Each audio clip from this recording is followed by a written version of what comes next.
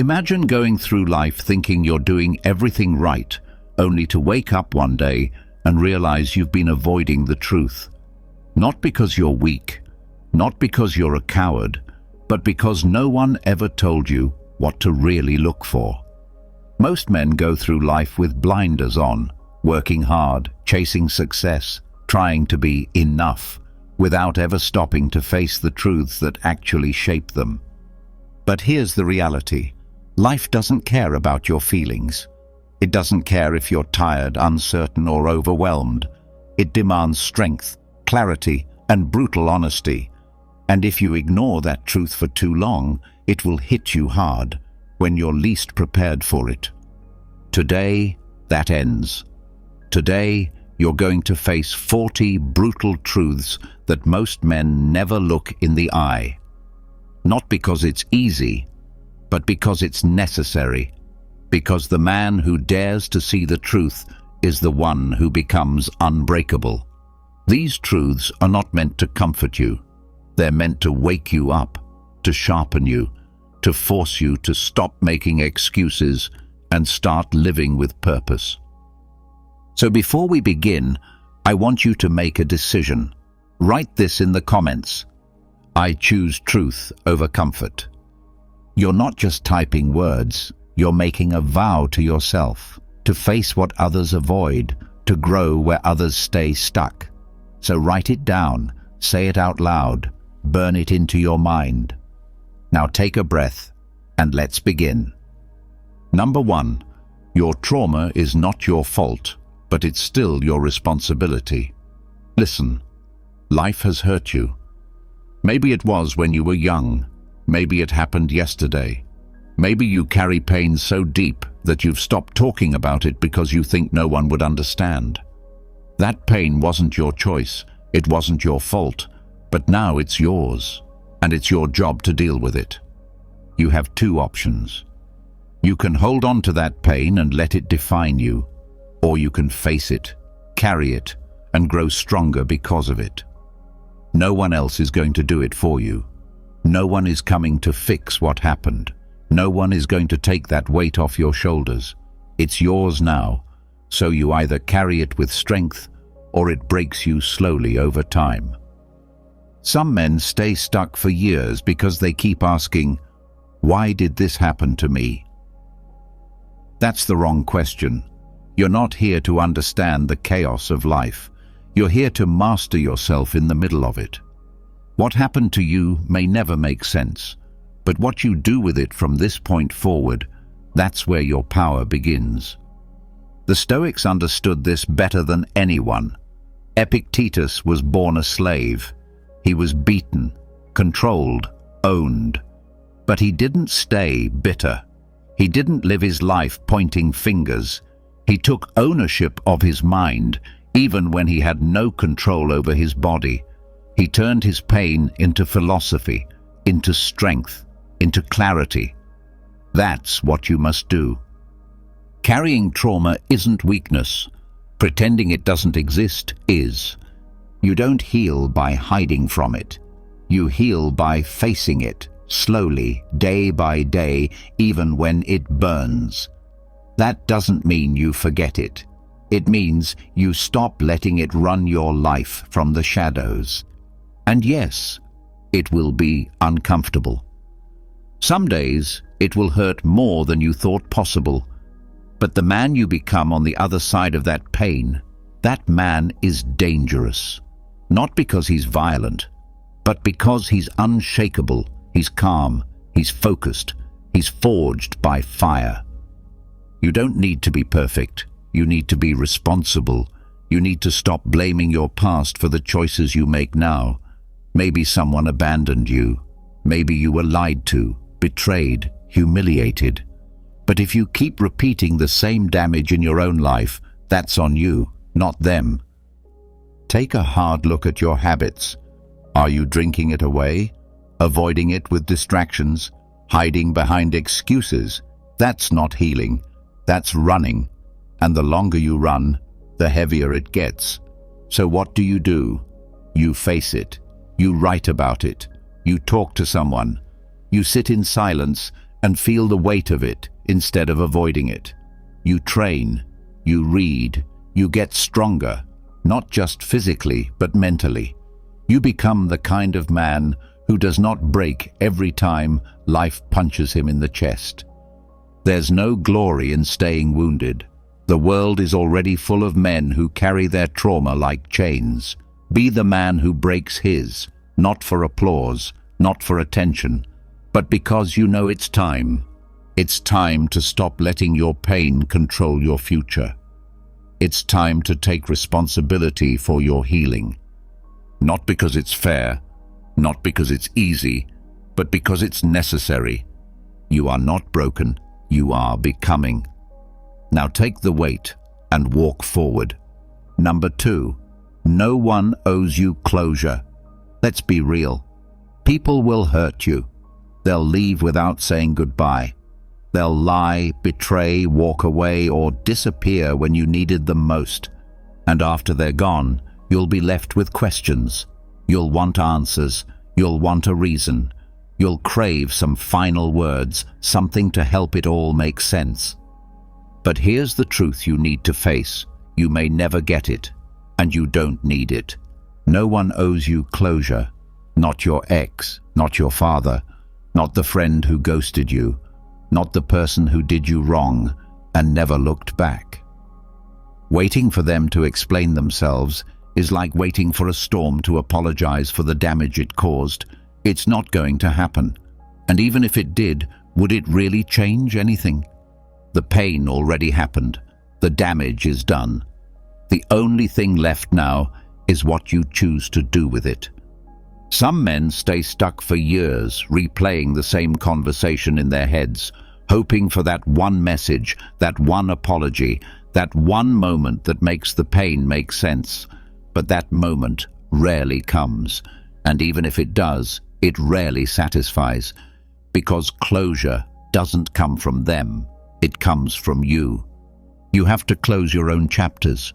You have to choose to stop rereading the same page just because you didn't like how it ended. That's your job. That's your power. The Stoics didn't waste their time chasing what was out of their control. They focused only on what was within. Marcus Aurelius said it clearly. You have power over your mind, not outside events. And that's what closure really is. It's not a conversation. It's a decision. It's the moment you say, this hurt me. I don't like how it ended, but I accept it.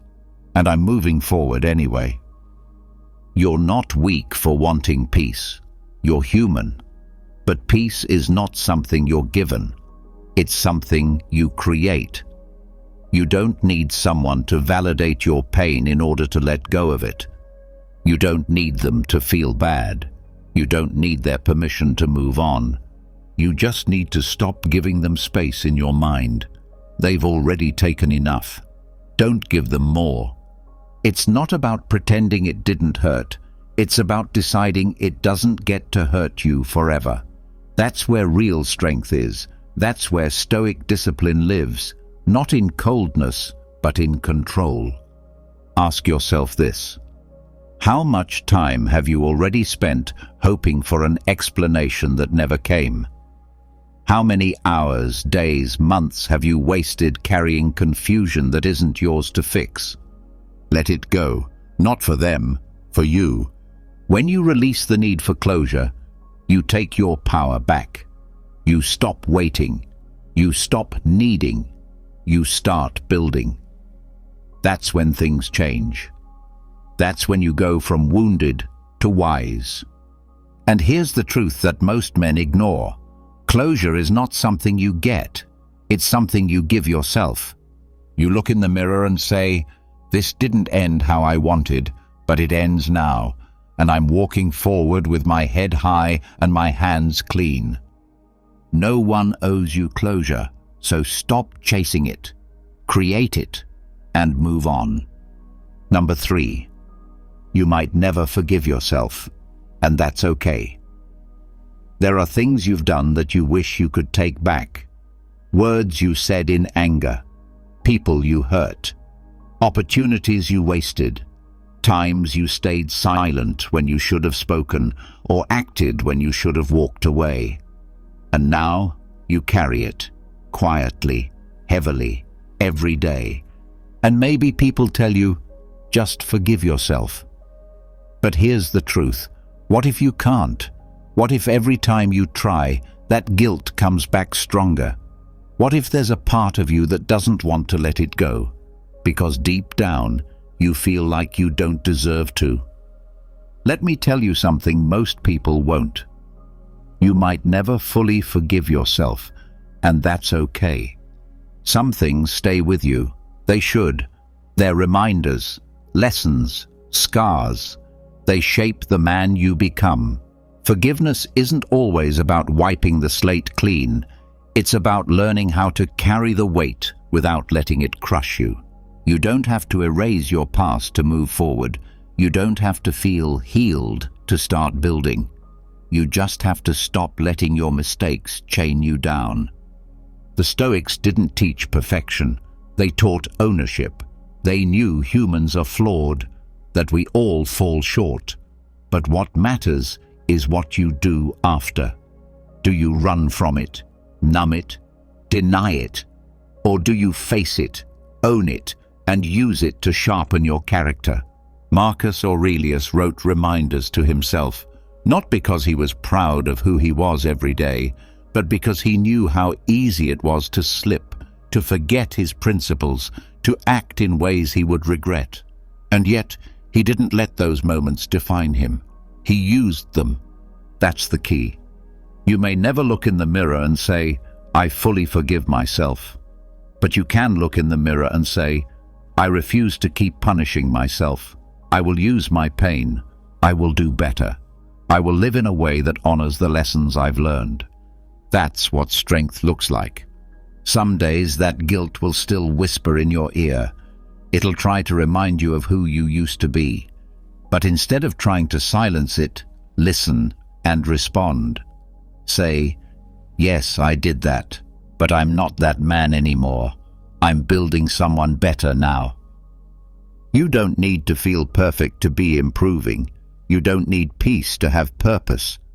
And maybe, one day, you'll look back and realize that you've made peace with yourself, not because you forgot, but because you transformed. But if that day never comes, it's still okay. You're not here to be free from regret. You're here to rise above it. So stop waiting to feel forgiven before you move forward. Live like someone who has already paid the price and is now building something better with what's left. You may never fully forgive yourself, and that doesn't make you broken. It makes you real. Now keep going. Number 4, the world doesn't need your potential. It demands your action. You've got potential. People have told you that, right? Maybe since you were young. You're smart. You're talented. You could be something great. And maybe you believed it.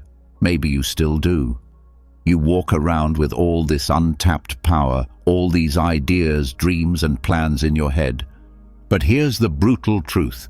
Potential means nothing without action. The world doesn't reward what you could do. It rewards what you actually do. You don't get credit for thinking about it. You don't get points for planning it. You don't get respect for dreaming. You only get results from doing.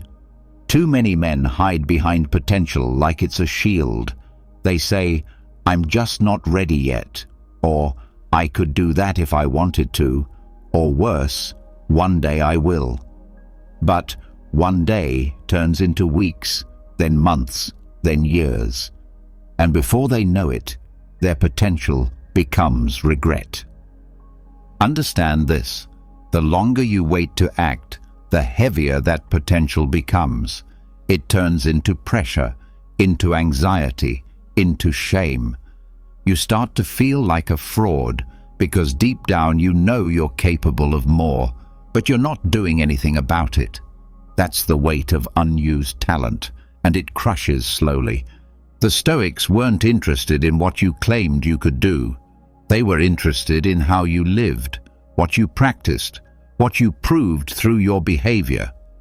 Epictetus said, "Don't explain your philosophy, embody it." In other words, stop talking, show it. Your ideas don't matter until they become action. Your values don't matter until they become choices. Your goals don't matter until they become steps taken, one by one, day after day. You think you have time? You don't. Time is running out. Every day you delay is a day you never get back. While you hesitate, someone else is moving. While you wait to feel ready, someone else is building. The world moves on with or without you. And here's the thing, no one is coming to unlock your potential for you. That's your job. You either use it or you waste it. And the world does not feel sorry for wasted talent. It forgets it. You don't need more motivation. You need discipline. You don't need the perfect moment. You need to make this moment count. Start small. Start ugly. Start afraid. Just start. Write the thing. Build the thing. Say the truth. Take the step. It doesn't have to be perfect. It just has to be real. The man who acts will always outrun the man who waits. Potential is a promise, but action is proof. So ask yourself, are you going to keep talking about what you could be? Or are you going to show the world who you are? The world doesn't care about your potential. It wants your action. Give it. Number 5. You're not as virtuous as you think. Let's get honest. You like to believe you're a good man, a disciplined man, someone who stands by his values. Maybe you even pride yourself on being better than the average guy, more thoughtful, more loyal, more honest. You tell yourself you're strong, moral, driven. But here's the truth, you're probably not as virtuous as you think. And that's not an insult, it's a warning. Because the moment you believe you're already good enough, you stop growing. You stop questioning your own behavior. You start walking through life with a quiet arrogance, blind to your own weaknesses. And that's when you become dangerous. Not to others, but to yourself. Look at your actions, not your intentions, not your self-image, your actual behavior. You say you value discipline, but how often do you break your own word? You say you value honesty, but how many lies do you tell to protect your pride? You say you're strong, but how easily are you shaken by stress, by opinions, by discomfort? Virtue isn't about who you believe you are. It's about who you choose to be, especially when no one's watching, especially when it's hard, especially when it costs you something. The Stoics knew this better than anyone. Marcus Aurelius, one of the most powerful men to ever live, wrote daily reminders to himself to stay humble, stay focused, stay aware of his flaws. He never said, "I've arrived." He said, "Be strict with yourself." That's the mindset. Most men compare themselves to those doing worse. At least I'm not like him. At least I don't do that. But that's weak. That's lazy. Compare yourself to who you were yesterday.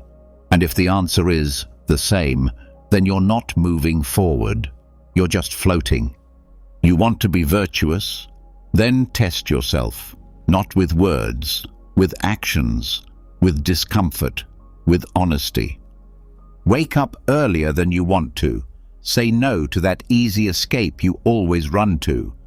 Admit when you're wrong, even when it stings your ego. Do what's right when it's invisible and unrewarded. That's where virtue lives. Don't confuse being nice with being good. They're not the same. A virtuous man isn't just polite. He's disciplined. He's sharp. He's honest when it's uncomfortable. He's consistent when no one's clapping for him. He doesn't rely on how he feels. He relies on what he's committed to. And most importantly, he never stops checking himself. He knows he can slip. He knows ego creeps in quietly. So he stays alert. He reviews his day. He reflects on his flaws, not to shame himself, but to improve constantly. So if you're thinking, this point isn't about me, then it probably is. Virtue is not a trophy you earn once. It's a standard you uphold every day. You are not as virtuous as you think, and that should fuel you, not shame you. Because the moment you think you've made it, you stop becoming who you were meant to be.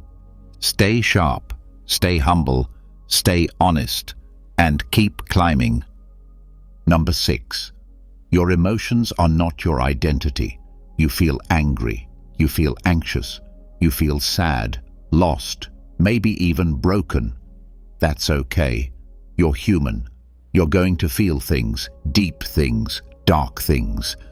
But here's what you need to understand. What you feel is not who you are. Let that sink in. You are not your anger. You are not your fear. You are not your guilt or shame. These emotions pass through you. They do not define you. The problem is, most men never learn how to separate what they feel from who they are. They say things like, I'm a failure, instead of, I feel like I failed. Big difference. One is identity.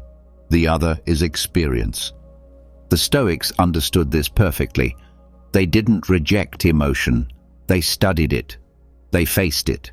They knew that emotions are natural, but they also knew emotions are temporary. Marcus Aurelius didn't say, don't feel. He said, don't be ruled by feeling. And that's what too many men miss.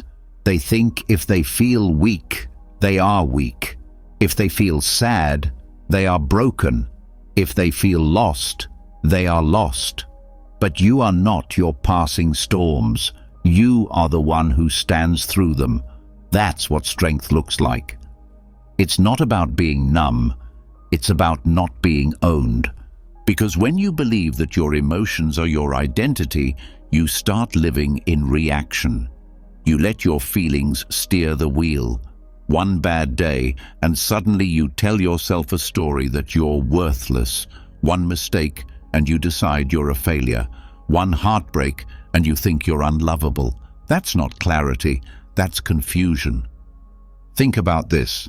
A wave rises, crashes, and fades. But the ocean remains.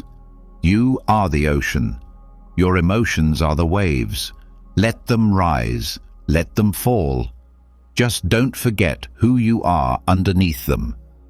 When anger shows up, pause. Don't become it. When fear comes, breathe. Don't serve it. When sadness hits, feel it. But don't feed it with false narratives. Don't turn a hard moment into a permanent identity. Emotions are signals, not definitions. They're meant to inform you, not enslave you. Use them, learn from them, but never let them name you. You want power?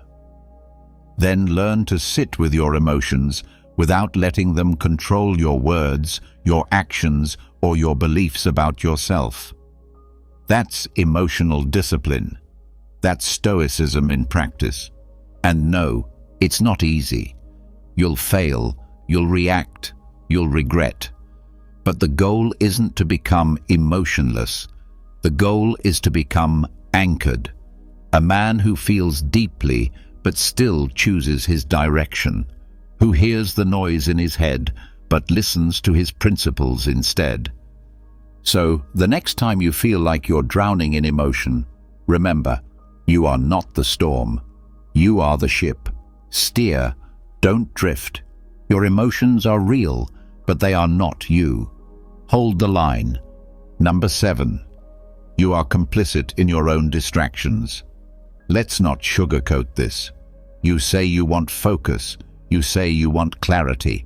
You say you're tired of wasting time. Tired of always feeling behind, tired of living without momentum.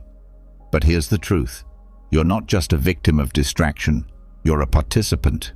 You allow it, you choose it, and as long as you keep pretending it's out of your control, you'll never break free from it. Your phone doesn't control you, you reach for it. Netflix doesn't trap you, you click next episode. Social media doesn't steal your time, you give it willingly over and over. You don't accidentally scroll for hours, you know exactly what you're doing. Distraction isn't forced on you, it's an escape you've made comfortable. Because deep down, focus is hard. Stillness is uncomfortable. Silence is where the real thoughts live, the ones you don't want to face. So you run into noise, into stimulation, into whatever keeps you busy enough to feel like you're doing something without actually doing what matters. The Stoics were clear on this. If you want peace, if you want purpose, you must guard your attention like your life depends on it, because it does. Marcus Aurelius ruled an empire, and still, he reminded himself, you must reclaim your time. He knew the world would always pull at him. He knew his mind could wander, but he also knew that every moment spent lost in distraction was a moment stolen from what truly mattered. And what about you? What have you traded your attention for lately? Another notification? Another pointless video? Another dopamine hit that leaves you feeling emptier afterward? Every distraction you indulge in is a vote against your future. Every moment you give away carelessly is one you can never get back. Yes, the world is loud. Yes, the algorithms are strong, but your responsibility is stronger, if you choose to own it. Discipline isn't just about what you do, it's about what you refuse to do. Silence your phone, close the tabs, turn off the background noise, sit with your thoughts, do the real work. Will it be uncomfortable? Yes, that's the point. You've trained your brain to expect constant input. Now you have to untrain it. Don't wait for focus to magically appear. Build it, strengthen it, reclaim it. You want clarity? You want momentum? Then stop numbing yourself with distractions and start showing up for your actual life. Because the hard truth is this: you are complicit in your own distractions. You open the door to them. You make them feel at home. And only you can kick them out. Do it before another day disappears. Number 8. Avoidance is a disguised addiction. You think you're just taking a break, just relaxing, just trying to feel better. But here's the truth most men won't face. You're not resting, you're running. Every time you scroll for hours, binge another show, drown yourself in games, porn, drinking, pointless conversation, you're not relaxing, you're avoiding. Avoiding responsibility, avoiding your thoughts, avoiding your life. And the worst part? You've made it normal. Avoidance feels harmless. It feels like nothing. But it's not nothing. It's slow suicide. It's death by distraction. You're numbing the discomfort instead of dealing with it. And when you numb pain, you also numb purpose. You think addiction is only about substances? No. Addiction is anything you use repeatedly to escape yourself. And avoidance is the most accepted addiction there is, because it doesn't ruin your life overnight. It eats away at it quietly, silently, one wasted day at a time. The Stoics didn't run from discomfort, they walked into it. They believed the obstacle is the way, that the thing you're avoiding is the thing you must face. Epictetus said, "Freedom is the only worthy goal in life." But here's the catch. There is no freedom in avoidance, only chains you refuse to see. And don't kid yourself, this has nothing to do with time. You say you're too tired, too busy, too stressed, but somehow there's always time to avoid, always time to distract. The truth is, if you have time to scroll, you have time to build. You're just choosing not to. You avoid your goals because they're hard, You avoid your emotions because they hurt. You avoid the truth because it forces you to change. But avoidance doesn't make the weight go away. It just makes it grow in the dark. So how do you stop? You face what you're running from. You sit with it. You look it in the eye. You write it down. You speak it out loud. You do the hard thing, the uncomfortable thing, the thing that makes your chest tighten and your palms sweat. That's where the breakthrough is, not in comfort, in confrontation. Replace escape with effort. Replace distraction with direction.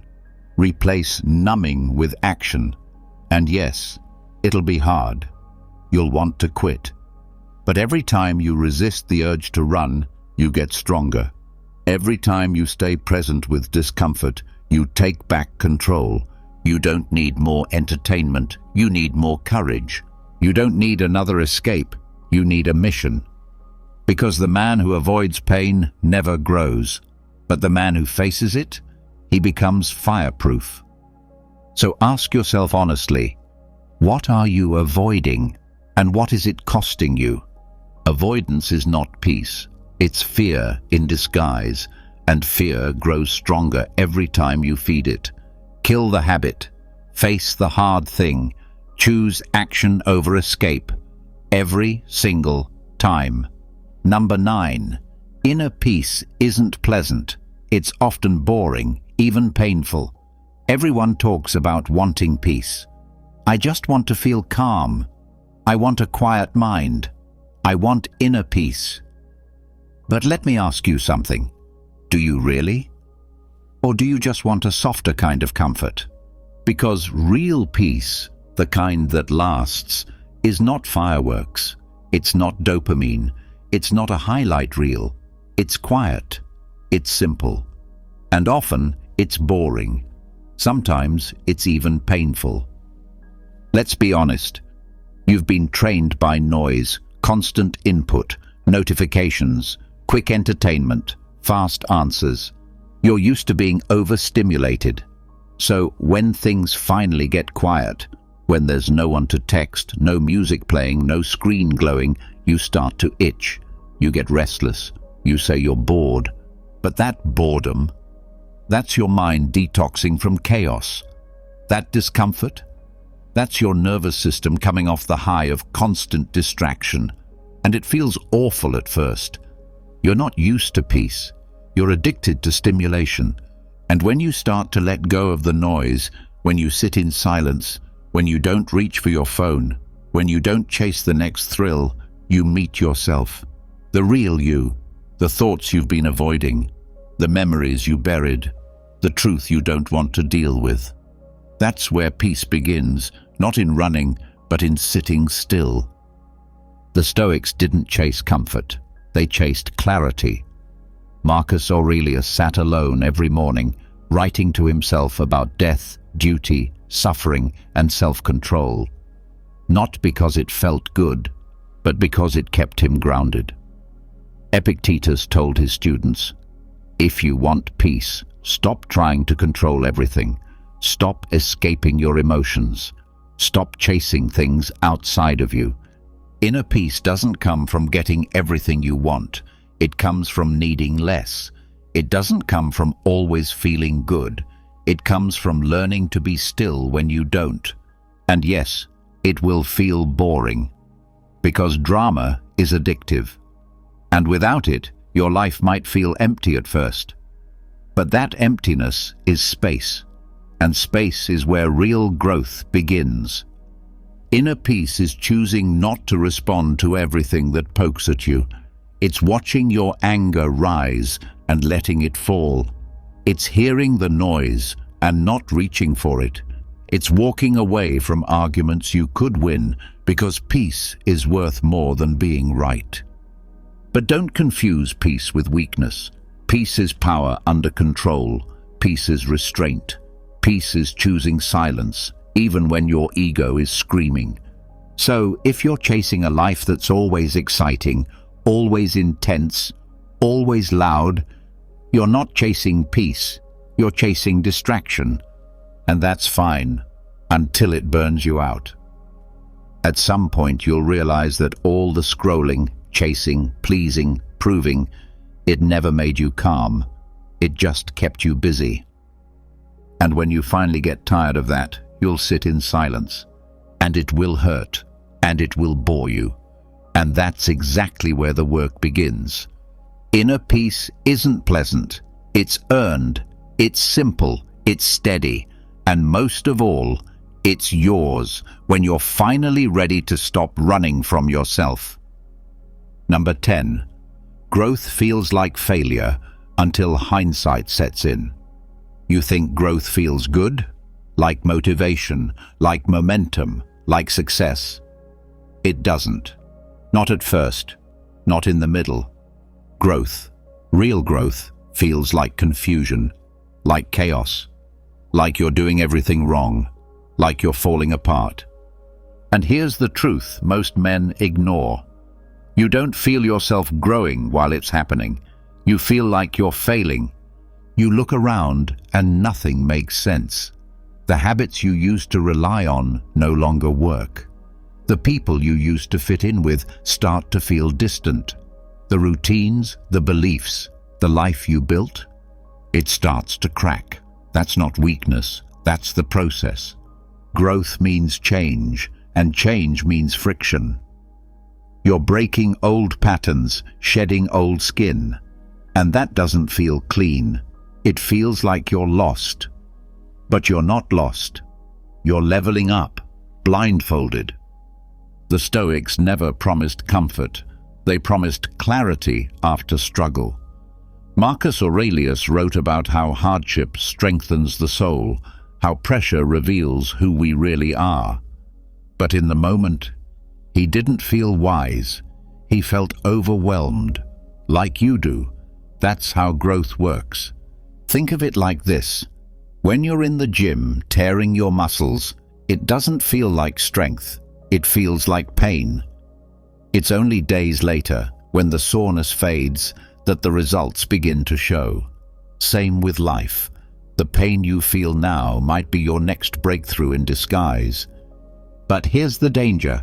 Most men quit before the growth reveals itself. They mistake discomfort for failure.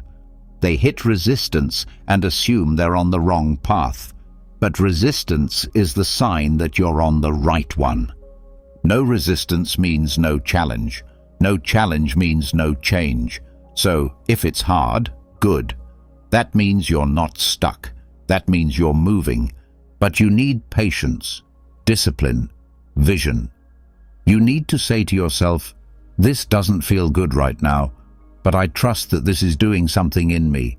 I may not see it yet, but I will. Growth demands that you walk through darkness without answers, that you keep going even when it feels like you're falling, that you stay committed, not to comfort, but to becoming. You're not failing, you're stretching, you're building capacity, you're learning lessons your future self will thank you for, but only if you don't quit. So the next time life feels heavy, the next time you feel like nothing is working, like you're stuck, like you're falling behind, pause, breathe, look around and remind yourself, this is growth. This is the part where it doesn't make sense yet. This is the part where most people walk away. You won't, because you understand now. Growth feels like failure until hindsight sets in. And when it does, you'll realize you were never breaking down. You were being rebuilt. Number 11. You will outgrow most of your friends. It's a hard truth, but one you need to accept. You will outgrow most of your friends. Not because you're better than them, not because they're bad people, but because growth creates distance, and not everyone is willing to go where you're going.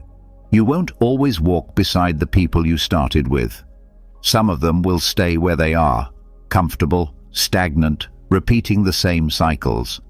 And when you start changing, when you start demanding more of yourself, when you start seeking purpose over pleasure, you'll notice something. The conversations feel different. The connection weakens. The energy doesn't match anymore. That's not betrayal. That's evolution. Growth is lonely. It strips you of what's familiar.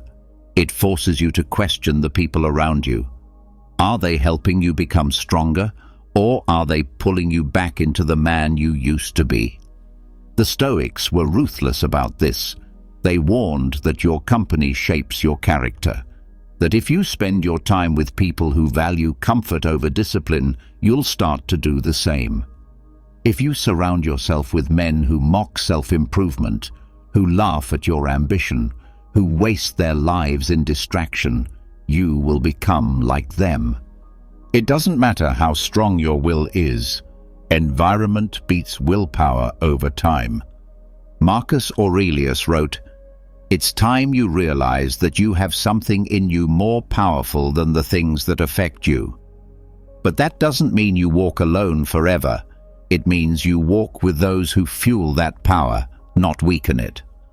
Outgrowing friends doesn't mean you stop caring. It means you stop lowering yourself to stay connected. It means you love them from a distance while continuing forward. It means you don't water yourself down to make others comfortable. Here's how you know you've outgrown someone. You feel drained after being around them. Your goals feel silly when you share them.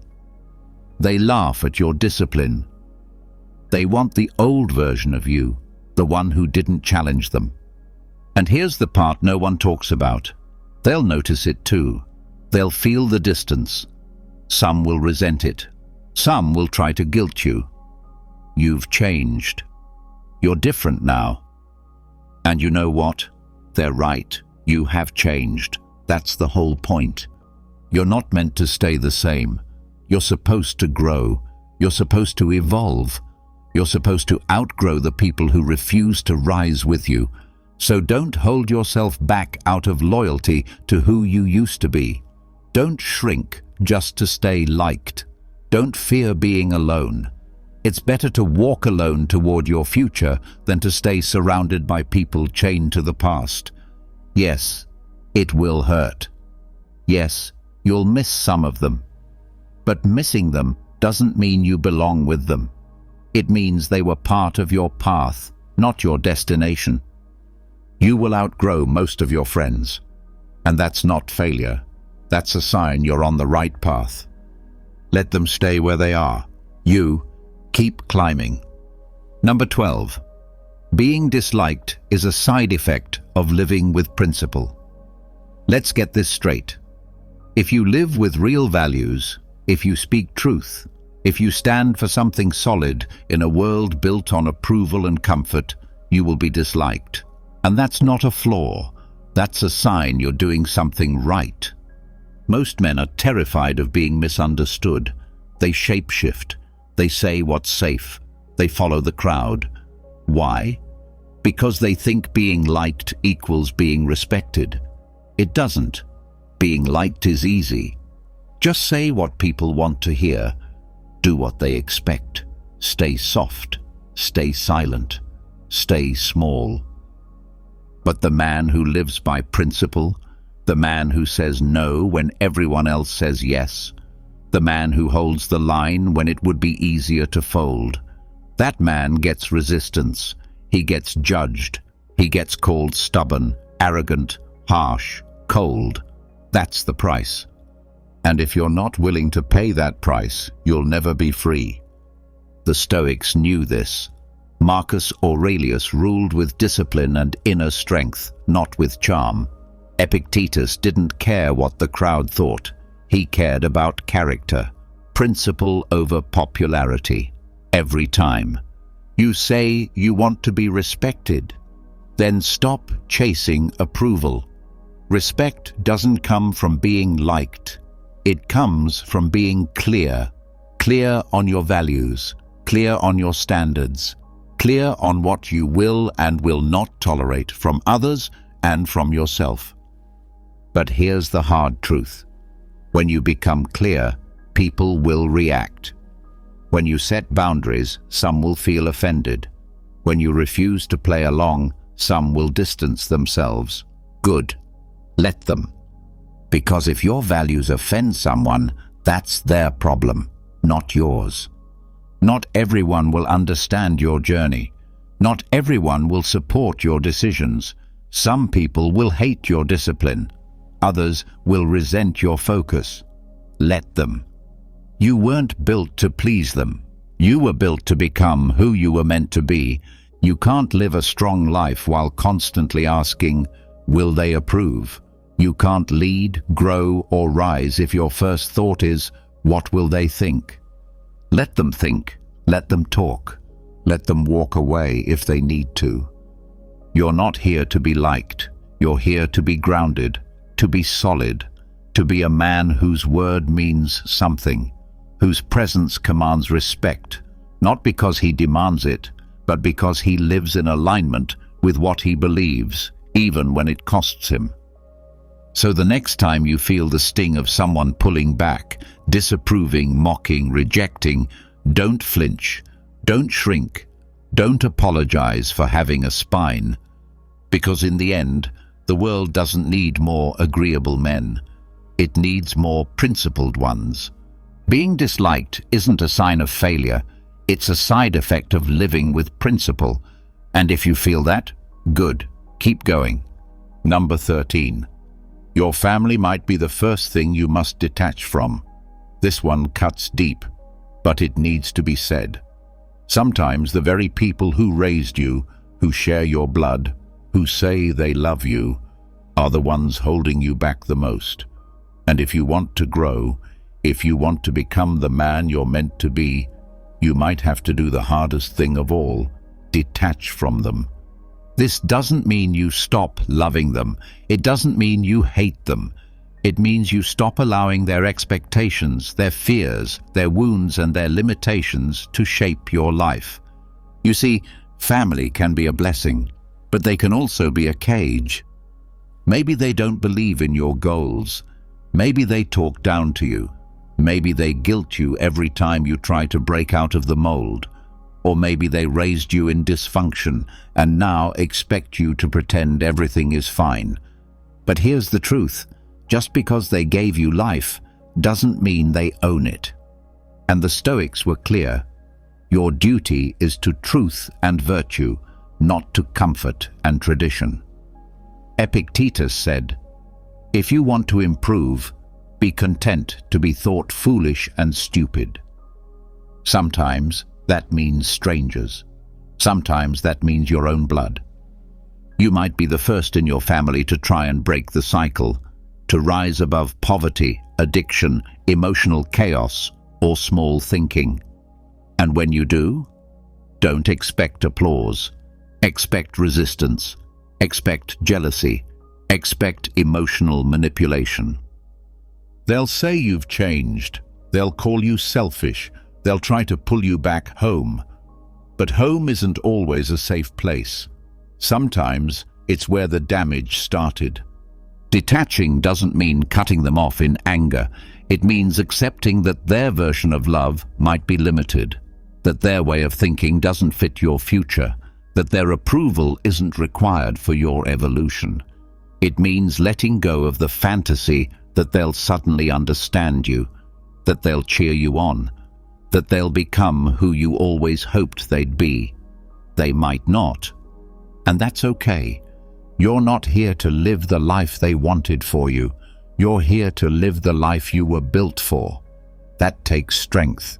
That takes clarity. That takes the courage to say, I love you, but I must go my own way. Marcus Aurelius ruled an empire, but he didn't let anyone, even family, steer him away from his principles. He stayed rooted in truth, not emotion. That's Stoicism, not coldness, clarity. So if your family mocks your growth, dismisses your pain, or expects you to stay small just to keep them comfortable, detach. Detach with peace. Detach with love. Detach because your purpose is greater than your past. Your family might be the first thing you must detach from, and if that's what it takes for you to become the man you were meant to be, so be it. Number 14. You can't save people who are addicted to their own chaos. You care. You want to help. You see someone you love spiraling, making the same mistakes, choosing pain over peace, destruction over discipline. You try to talk to them. You try to guide them. You try to show them a better way. But nothing changes. And here's the truth you don't want to admit. You can't save someone who doesn't want to be saved. Some people are addicted to chaos, not by accident, but by choice. Chaos gives them a sense of control, a sense of identity, a reason to avoid responsibility. They say they want peace, but when peace shows up, they sabotage it, because deep down, they're more comfortable with drama, with disorder, with being the victim. It's all they've ever known. And you think you can fix them. You think your presence, your love, your effort will be enough to pull them out. But every time you try, they pull you in, into their storms, into their excuses, into their mess. That's not strength. That's self-destruction disguised as compassion. The Stoics understood this deeply. They didn't try to control others. They didn't waste energy trying to rescue those who refused to help themselves. They focused on self-mastery, on being the example, not the savior. Because here's the thing, your energy is limited. Every hour you spend chasing someone lost in their own chaos is an hour not spent building yourself. You can't carry someone who's not even trying to stand. You can't walk for someone who keeps choosing to crawl.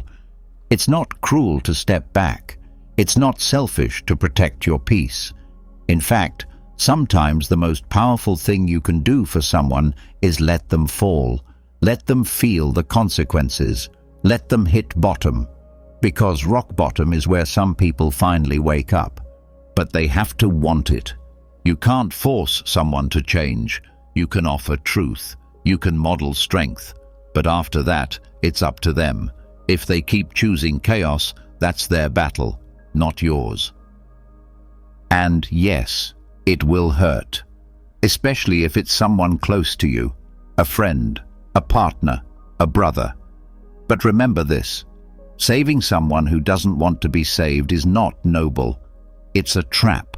It will drain you, break you, and leave you resenting the very person you tried to help. Your job is not to rescue everyone. Your job is to stay grounded, to be the lighthouse, not the lifeboat. Stand tall in the storm, but don't jump into every sinking ship. So ask yourself, are you helping them grow, or are you enabling their chaos? You can't change someone who's addicted to their own destruction. Let them go. Let them choose, and keep walking your own path.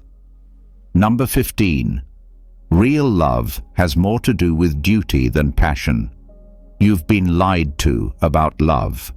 You've been told it's supposed to feel magical, fiery, all-consuming, that it should be exciting, spontaneous, dramatic, that when it's real, you'll just know. But here's the hard truth most men never hear. Real love isn't built on passion, it's built on duty. Yes, passion has its place. In the beginning, it pulls you in. It feels powerful. It feels alive. But passion fades. It always does. It's temporary by nature. You can't build a life on fire. Fire burns hot, but it also burns out. What's left when the passion quiets? Duty, commitment, discipline. Real love is not how you feel in the moment. It's what you do over time. It's showing up when you're tired. It's listening when you'd rather escape. It's choosing patience over pride, presence over distraction, sacrifice over self-interest. Most men chase the high. They confuse desire with devotion, and when the spark dies, they leave, or they cheat, or they shut down and blame the other person. Why? Because they never understood what love actually demands. The Stoics knew better. They didn't speak of love like poets. They spoke of it like warriors. Marcus Aurelius loved his wife deeply, but he never wrote about butterflies or romance. He wrote about responsibility, about choosing virtue in the face of difficulty. That's love. Love is action. It's staying loyal when no one's watching. It's showing restraint when you could easily walk away. It's telling the hard truth when a lie would be easier. It's doing the right thing, not the easy thing. Passion is selfish. It's about what you feel. Duty is selfless. It's about what you give. So if you're waiting for love to always feel exciting, you're not ready for it. If you think love is supposed to complete you, you'll always be disappointed. And if you only love when it's easy, you don't love at all, you consume. Real love is not something you fall into. It's something you build, brick by brick, through time, through pain, through choices made on days when you feel nothing. Ask yourself, are you in love with the person or with how they make you feel? Would you stay if there was no thrill left? Would you serve even when you're not being served? Because love, real love, is more than emotion. It's a vow, and like all vows, it is honored in silence, in stillness, in service. Real love has more to do with duty than passion, and only those who understand that will ever truly experience it. Number 16. Most apologies are veiled manipulation. You hear the words, "I'm sorry," and something in you wants to believe them. You want to believe they've changed, that they see the damage they caused, that things will be different now. But here's a truth most men ignore. Most apologies aren't about change, they're about control. They're not always meant to heal, they're meant to reset, to smooth things over, to buy another chance, to avoid consequences. Some people apologize not because they feel guilt, but because they feel exposed. The apology is not always an act of humility.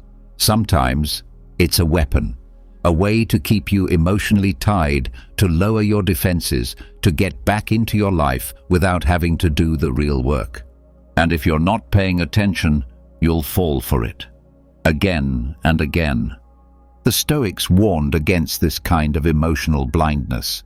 Epictetus taught that we must judge people not by their words, but by their actions. What they do, not what they say they'll do. Talk is easy. Change is hard. Real apology isn't in the mouth. It's in the discipline that follows. So here's how you spot the truth. If the apology is followed by excuses, it's manipulation. If it's followed by guilt-tripping you, it's manipulation. If it comes with tears but no changed behavior, it's performance. And the worst part? We often want to be manipulated because the apology feels good. It soothes the sting. It tells your wounded pride you were right. But validation is not the same as resolution. Don't confuse temporary peace with long-term healing. You have to get honest. Are you accepting the apology because you believe in their growth, or because you're afraid to walk away? Because the man who keeps falling for empty apologies is not being kind. He's being weak. And weakness is exactly what manipulators prey on. You want to know if someone's sorry? Watch what they sacrifice to make things right. Watch what they change without being asked. Watch what they never repeat. That's what real apology looks like. Action, correction, consistency, time. And if it's not that, it's theater. So don't be fooled by words, especially when they come too easily. Don't let soft language blind you to hard truths. You're not here to be coddled, you're here to be clear. And the clear-eyed man knows this. Most apologies are not confession, they're negotiation. Not accountability, they're damage control. You want real respect? Then stop settling for fake repentance. Let people show you who they are. Not once, over time, without warning, without second chances handed out like candy. Forgive if you must, but never forget the pattern. Most apologies aren't healing you. They're resetting the game. Don't play. Number 17. Silence is more powerful than explanation. You feel the urge, don't you? The need to explain yourself, to defend your choices, to prove your point, to make them understand what you meant, what you intended, what you didn't do. You want to be heard. You want to be justified. But here's the truth. Most explanations are a waste of your energy. They don't bring clarity. They bring weakness. Because the more you explain, the more power you give away. Silence doesn't mean surrender. It means strength. You don't owe the world your reasons. You don't have to explain your ambition to small minds. You don't have to justify your discipline to lazy people. You don't have to explain your healing to the ones who broke you. And you definitely don't have to clarify your peace to those who feed off drama. Let them misunderstand you. Let them misjudge you. Let them talk. Let them spin stories in their heads while you continue building in silence. The Stoics mastered this. Epictetus said, "Don't explain your philosophy, embody it." Marcus Aurelius never chased arguments, he chased understanding. Their strength wasn't in what they said, it was in what they didn't say. Because silence cannot be twisted, it cannot be interrupted, it cannot be used against you. It is calm, it is control, it is presence. And sometimes it's the loudest response of all. Think of how much energy you've wasted trying to make people see your side, trying to prove your worth, trying to respond to critics, doubters, and fools. What did it give you? Peace? No. Closure? No. Respect? Definitely not. Because words don't change closed minds.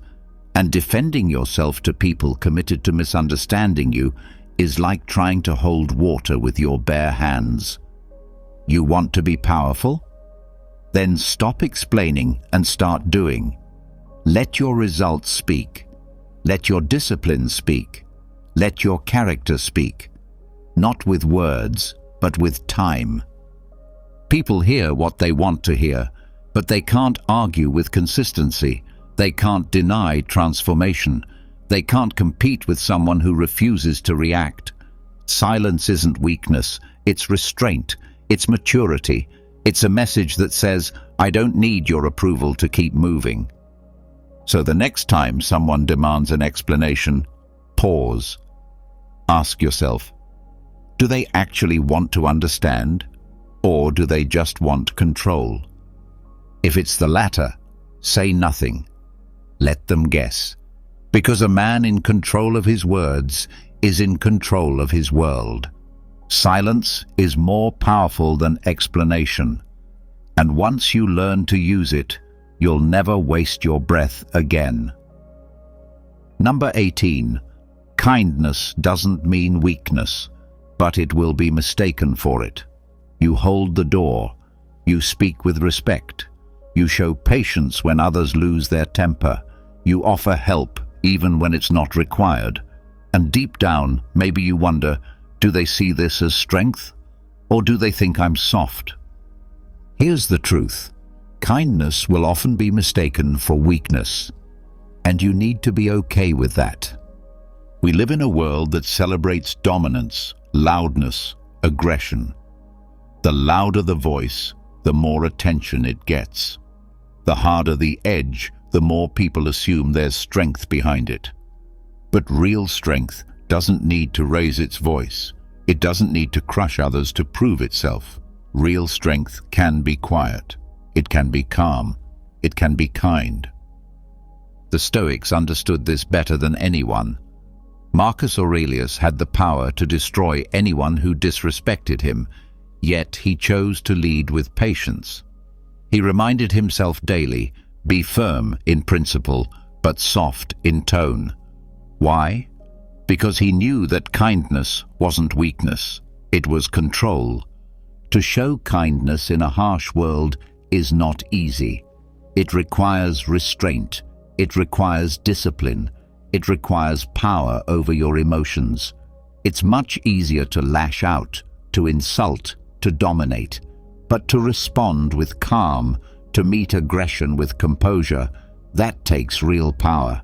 But make no mistake, people will test you. Some will see your kindness and assume you have no spine, that you're passive, that you'll tolerate anything, and if you're not careful, they'll use it to walk all over you. That's where the line must be drawn. Kindness does not mean being a doormat. It does not mean saying yes to everything. It does not mean shrinking yourself to make others comfortable. It means treating people with dignity, even when they don't deserve it. But it also means knowing when to say enough. You must learn how to carry both swords, one in your hand, the other in your heart. Kindness in your words, steel in your boundaries. You can offer forgiveness, but never allow disrespect. You can show patience, but never tolerate abuse. You can stay calm, but still walk away from anyone who confuses your peace with passivity. Stoicism teaches us that we don't control how others see us, only how we choose to live. Let them misunderstand you. Let them whisper. Let them call you soft, because eventually the truth reveals itself. The kind man who stays rooted in principle. He's unshakable. He doesn't need to prove himself. He doesn't need to shout. He lets his actions speak. And when the time comes to be firm, to say no, to walk away, to draw the line, he does it with the same calm that others mistook for weakness. That's power. That's clarity. That's Stoicism in action. So be kind, be fair, be steady. But never let the world confuse your open hand for an empty one. Kindness is not weakness, but expect it to be seen that way. Stand tall anyway. Number 19. The more you detach, the more isolated you'll feel. Detachment sounds strong, doesn't it? Clean, stoic, unshakable, and it is. But there's a part no one talks about, a part you need to know before you commit to this path. The more you detach from the world, the more isolated you'll feel. That's the price. That's the weight. When you start to detach, you stop needing validation. You stop chasing attention. You let go of old habits, old friends, old desires. You start saying no to things that once felt good, but now feel empty. And while that makes you more focused, it also makes you more alone. Because most people aren't on this path. Most people live through attachment, emotional chaos, constant distraction, needing to be liked, needing to belong. And when you step away from that, you'll feel the distance, you'll feel the silence, you'll feel the space that opens up around you. And it will feel like loneliness. But here's what you must understand, that isolation is not punishment, it's purification. You're shedding layers of your former self, you're clearing room, and yes, it hurts. Yes, it feels empty, but that emptiness is sacred. It's space for truth, space for self-ownership, space to build something real. The Stoics knew this. They practiced detachment not to feel superior, but to be free. Free from the opinions of others, free from emotional slavery, free from the highs and lows that control so many lives. But it came at a cost. Solitude, distance, reflection. Marcus Aurelius spent hours alone writing to himself, not because he hated people, but because he refused to lose himself in them. When you detach, you might stop getting invited. You might not be understood. People might say you've changed. And they're right. You have. Because the man who lives by his own standards will always walk a quieter road. You won't fit in the way you used to. That's not failure. It's proof you're evolving. But here's the warning. If you're not prepared for that isolation, you'll go back. You'll start reattaching, reaching for comfort, reaching for noise, reaching for someone to fill the quiet you haven't yet made peace with. Don't. Sit with it. Let it shape you. Let it show you who you really are when no one's watching. That isolation, it's your teacher now. It will break you down and build you back stronger. It will remove the lies you told yourself to feel accepted. It will sharpen your mind and harden your spirit. And in time, you'll learn to stand in that silence not with fear, but with peace. The more you detach, the more isolated you'll feel.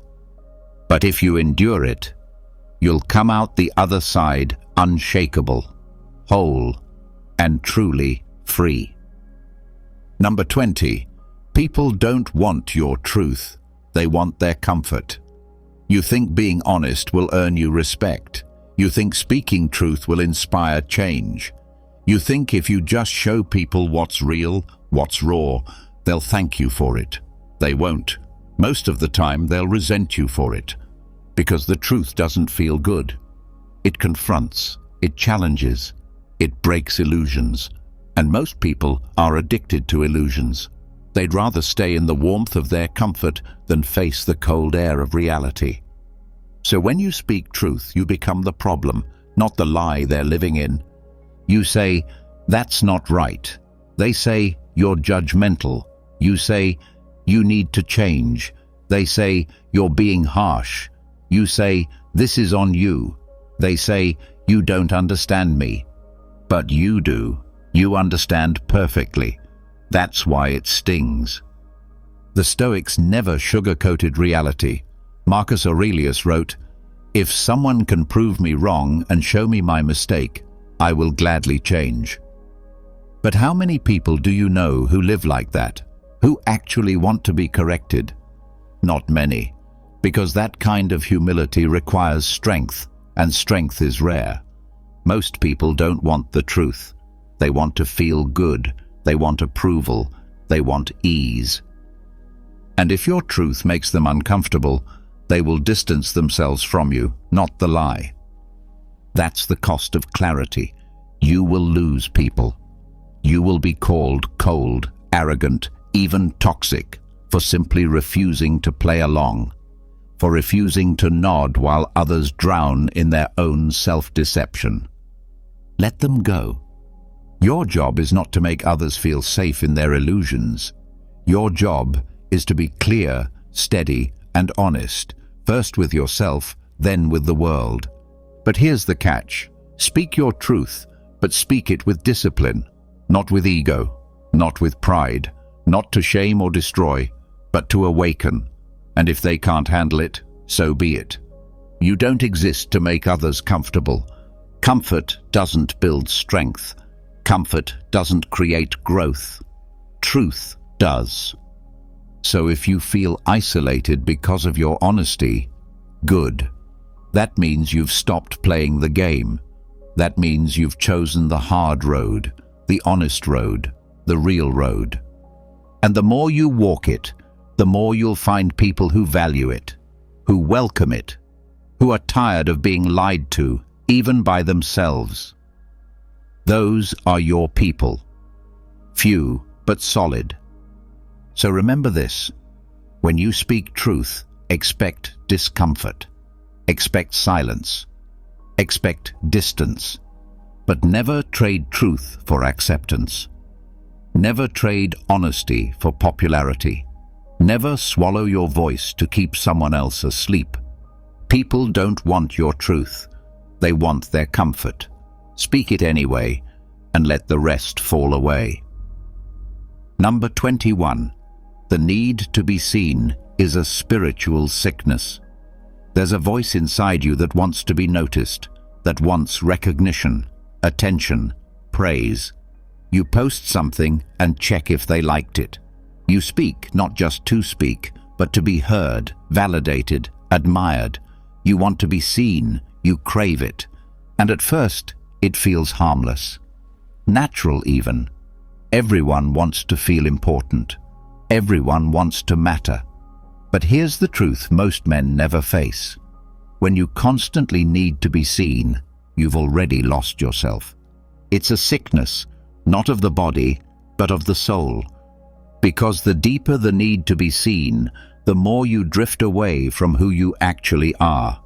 You start performing, you start crafting a version of yourself for the world to approve of, and with every like, every compliment, every applause, you feel good for a second, but it never lasts. And so you go looking for more. That's the sickness, the endless chase for something external to make you feel whole inside. But it never works. The more you chase recognition, the emptier you become. Because real peace doesn't come from being seen. It comes from being solid, quiet, centered. The Stoics didn't chase attention. They didn't need the crowd. Marcus Aurelius could have written books for the world. Instead, he wrote to himself, in private, in silence. Because true strength doesn't perform, it doesn't seek the spotlight. It stands on its own, even if no one ever claps. Ask yourself, if no one ever saw what you did, would you still do it? Would you still train? Would you still write? Would you still lead? Would you still live by your values, even if no one praised you for it? If the answer is no, then you're not doing it for the right reason. You're not doing it from your soul. You're doing it for applause. And applause is a trap. The moment you need it, you're no longer free. You've become a slave to perception. There's a reason monks retreat from society, a reason warriors train in silence, a reason the Stoics valued stillness. Because only in solitude can you face the real battle, the one inside. You don't need to be seen. You need to be stable. You need to be honest. You need to be free from the addiction of attention. That's what kills the sickness. Not more eyes on you, but fewer. Not louder expression, but deeper purpose. Not validation from others, but quiet respect for yourself. Let others chase the spotlight. Let them scream for followers. You, stay in the shadows and build. The need to be seen is a spiritual sickness. And the cure is silence, stillness, and self-mastery. Number 22. Masculinity isn't power. It's self-regulation. You've been lied to. You've been told that masculinity is about dominance, that it's about control, aggression, toughness, loud voices, and never showing weakness. But real masculinity, it's not about how much power you have, it's about how well you control it. Masculinity is not rage, it's not recklessness, it's not chaos. It's composure, it's restraint. It's being able to crush, but choosing to stay still. It's having fire in your chest, but not letting it burn the people around you. The world tells men to act big, to look strong, to push others down to prove themselves. But that's not strength. That's fear wearing a mask. Because if you have to prove you're in control by losing it, you were never in control to begin with. The Stoics had this figured out long before the world confused masculinity with ego. Marcus Aurelius led armies, ruled an empire, had absolute power, yet he wrote daily about staying humble, patient, calm. Why? Because he knew a man's true strength isn't in what he can do, it's in what he chooses not to do. Self-regulation is mastery. When someone insults you and you don't bite back, that's masculinity. When you feel anger rising but you pause, breathe and respond with clarity, that's masculinity. When you want to quit but you stay the course, steady, unshaken, that's masculinity. You don't need to control others, you need to control yourself, your habits, your thoughts, your emotions, your desires. That's the foundation. That's where real respect begins. Not in how loud you are, but in how solid you are when things get loud around you. But this is hard, because it means you don't get to react like a child. You don't get to explode every time something doesn't go your way. You don't get to let your emotions rule your decisions. It means you hold the line every time, even when no one is watching, especially when no one is watching. That's what makes it masculine. Not the show, not the flex, the discipline. Most men today have high emotion and low discipline. They live on impulse, pleasure, reaction, and they wonder why their lives are chaotic. If you want to rise above, you have to flip the script. Don't suppress your strength, master it. Don't silence your emotions, understand them. Don't seek to dominate others, lead yourself. So the next time you feel the heat rise, the frustration, the pride, the urge to prove yourself, remember, this is the test, not of how tough you are, but of how controlled you are. Masculinity isn't found in power, it's found in how you regulate it. And the man who can master himself, he becomes unshakable, unstoppable, unmistakably masculine. Number 23. Being alpha is irrelevant to your soul. You've been sold an image: broad shoulders, loud voice, dominance, control, the leader of the pack, the alpha. Social media screams it at you. Walk like this, talk like that, never show weakness, always win. Be the strongest, the hardest, the one everyone fears. But here's the truth. Being alpha might impress the world, but it means nothing to your soul. It's a costume, an act, a performance meant to win approval from people who are just as lost as you. Because real strength, real depth, real manhood, it doesn't come from posturing, it comes from mastery of yourself, of your mind, of your reactions. You can dominate a room and still be fragile inside. You can get respect from others while secretly despising yourself. You can be loud, aggressive, successful, and still be weak because you've built everything on ego. The Stoics never cared about dominance. They cared about virtue, self-control, integrity. Marcus Aurelius had absolute power, yet reminded himself daily to be humble, to be kind, to serve something greater than himself. That's not alpha, that's wisdom. You want to be powerful? Then stop chasing hierarchy. Stop comparing yourself to other men. Stop trying to be on top of a pile that doesn't even matter. Because here's what actually matters. Do you do what's right when no one's watching? Do you stay calm when you're angry? Do you serve something greater than your ego? Do you choose discipline over chaos, patience over pride? That's strength, that's character, that's soul. The obsession with being alpha is insecurity in disguise. Real power doesn't need labels. It doesn't need to dominate. It doesn't need to be seen. It is quiet, grounded, unshakable. So ask yourself, are you building yourself into a man of substance, or just a louder version of emptiness? You can keep chasing the image, or you can build the reality. But you can't do both. Being alpha is irrelevant. Your soul doesn't care how many followers you have. Your soul doesn't care if you're the loudest in the room. Your soul wants peace, purpose, discipline, truth. Being alpha is irrelevant to your soul. Be real instead. Be solid. Be silent. And let your life, not your title, do the talking. Number 24. Pride often hides despair. He walks tall, chin up, voice steady, always good, always fine, never complains, never breaks.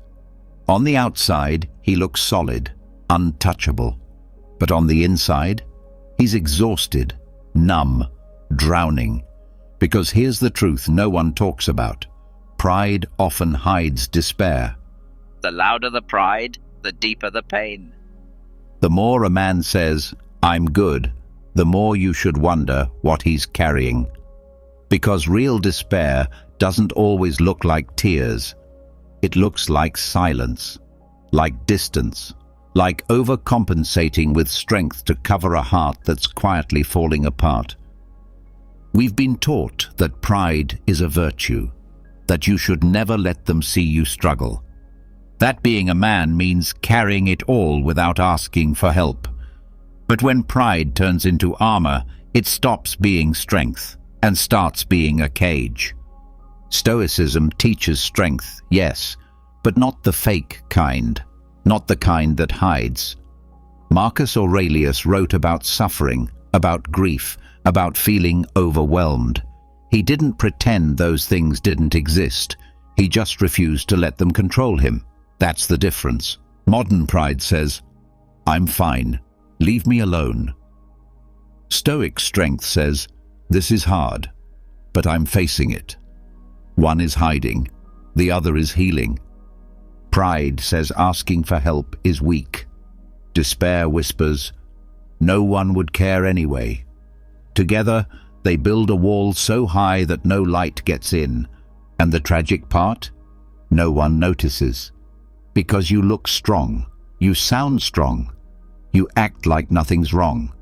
Until one day, you crash, and everyone says, "I had no idea." Don't let that be your story. You don't have to share everything. You don't have to bleed in front of everyone. But you do have to be honest. With yourself, at the very least. Stop pretending you're not struggling when you are. Stop masking pain with pride. Stop carrying weight alone just because the world told you to. Being honest about your pain doesn't make you fragile. It makes you real. And being real is the first step toward becoming truly strong. So if you find yourself talking louder, pushing harder, isolating more, check yourself. Ask why. Ask what you're hiding. Ask what you're afraid they'll see. Because the man who faces his despair without pride, he heals, he grows, he rises. But the man who hides it with a fake smile and silent suffering, he breaks, slowly, quietly, sometimes beyond repair. Don't confuse pride with power. Don't confuse silence with strength. And don't let your ego bury your truth. Because sometimes the strongest thing you can do is admit you're not okay. That's not weakness. That's wisdom. That's Stoicism. Number 25. Success without stillness is just another addiction. They told you to chase success, to grind, to hustle, to keep moving, keep building, keep proving. And maybe you listened. Maybe you started to climb. You got the money, the respect, the body, the job, the title. On the outside, it looks like you've made it. But here's the question. Can you sit in silence with yourself? Can you slow down? Can you breathe? Can you stop? Because if the answer is no, if stillness makes you restless, if quiet makes you anxious, if you always need something to chase, then what you have isn't peace. It's just another addiction dressed up as achievement. Most men don't chase success for the joy of creating. They chase it to run from something, from insecurity, from pain, from the fear of being ordinary. And when they reach one goal, they don't feel satisfied. They just panic and sprint toward the next one. That's not strength. That's compulsion. The Stoics warned us, if you can't master your inner world, the outer one will never satisfy you. Marcus Aurelius ruled the most powerful empire on earth, and yet he reminded himself daily to seek stillness, not praise. He knew that real power wasn't in having more, it was in needing less. You think success will fix you? But success without stillness just amplifies your chaos.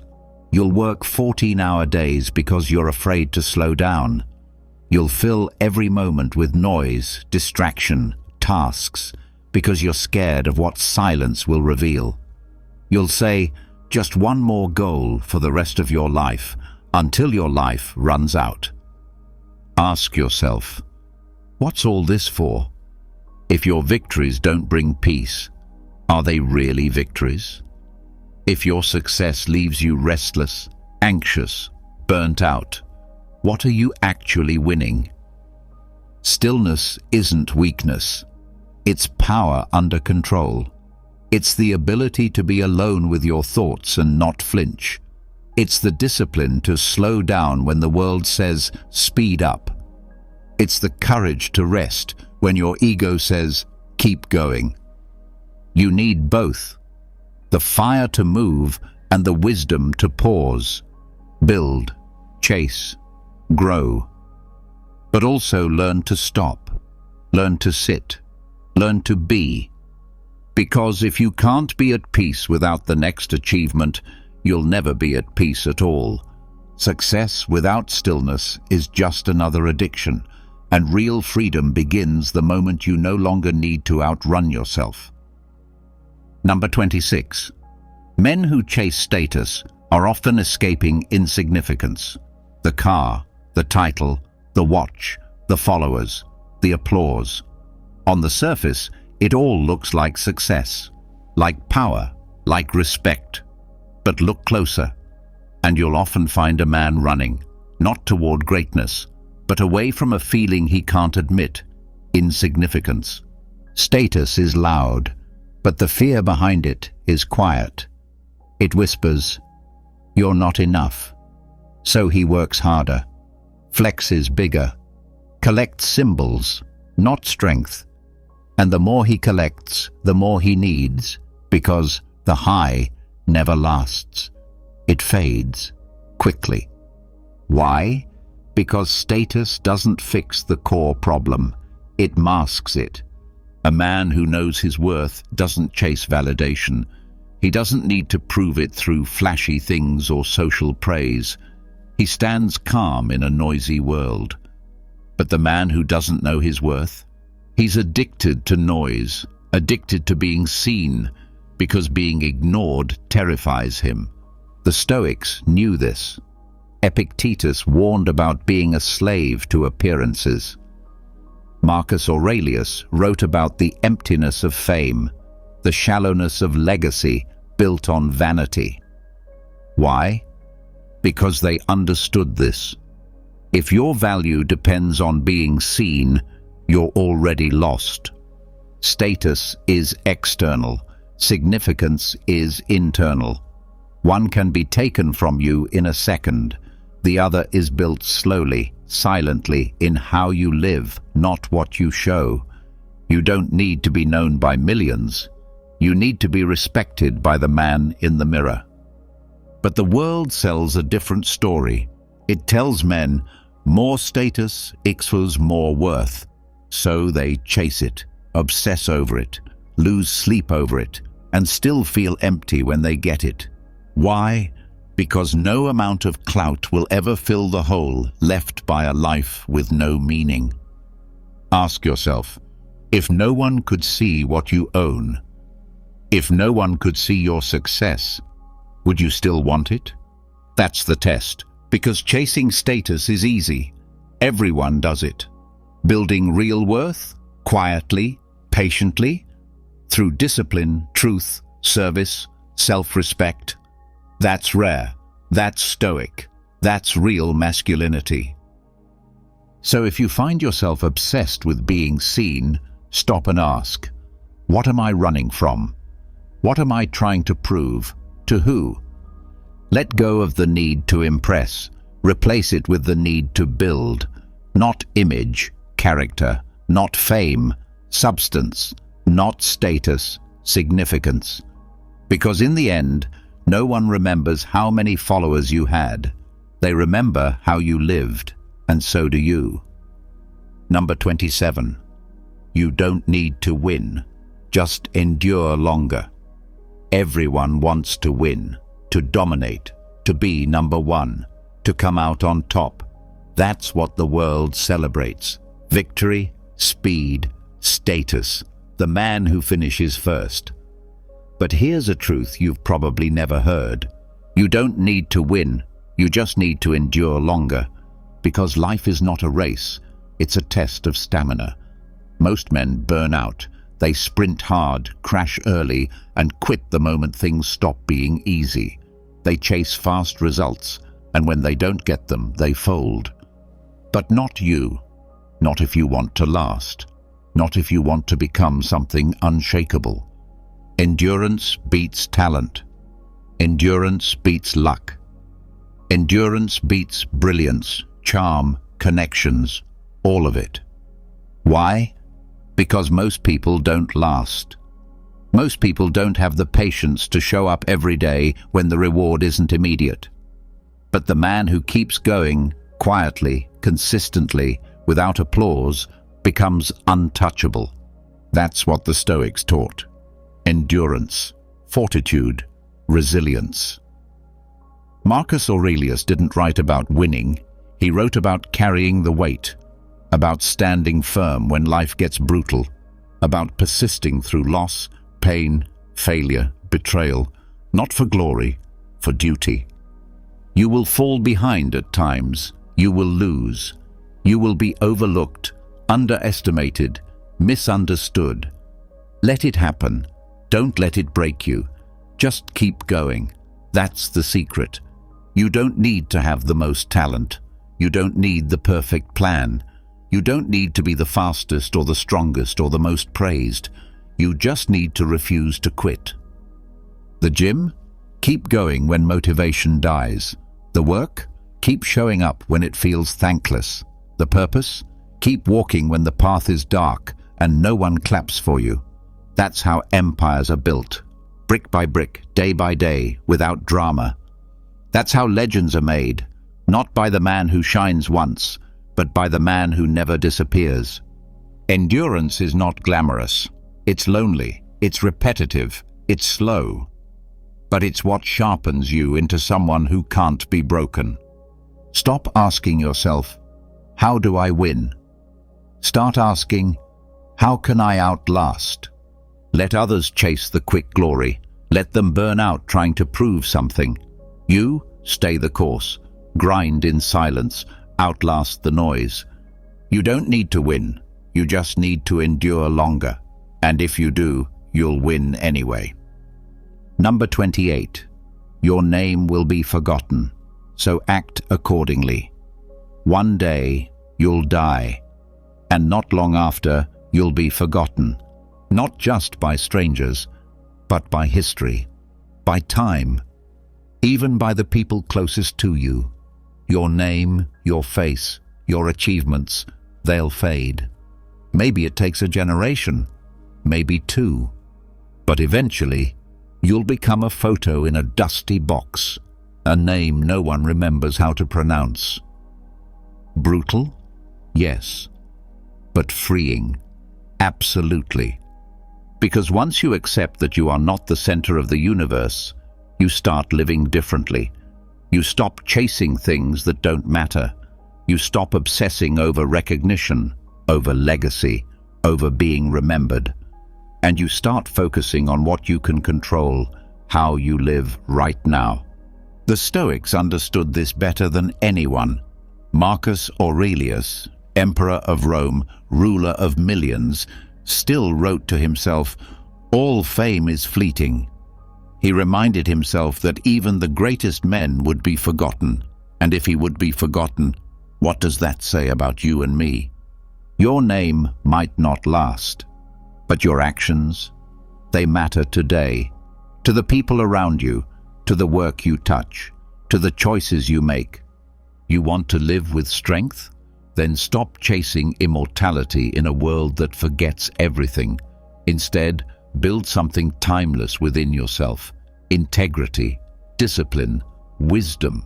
These don't need a name attached to them. They just need to be lived. You won't be remembered for what you posted. You won't be remembered for what car you drove what job title you held, how many people liked your content. You'll be remembered, for a moment, by how you made others feel, what you gave, what you stood for when it was hard, and then you'll fade too. So let go of the need to be legendary. Let go of the fear of being forgotten, because that fear, that pressure, it's a lie. The goal is not to be remembered. The goal is to live with such clarity, such purpose, that you don't need to be. Serve without applause, build without a crowd, act without needing credit, because freedom begins the moment you stop trying to be someone in history and start becoming someone in the present. Your name will disappear, so act like a man who knows that, and lives anyway, with fire, with discipline, with purpose. That's enough. That's everything. Number 29. Discipline is not enough. You need direction. You wake up early, you train, you grind, you push through resistance, you say no to temptation. You've built discipline, and that's powerful. But here's the part no one tells you. Discipline alone is not enough. You need direction. A disciplined man without a purpose is like a sharpened sword with no target. Impressive, but wasted. You can be consistent, committed, structured, and still be going nowhere.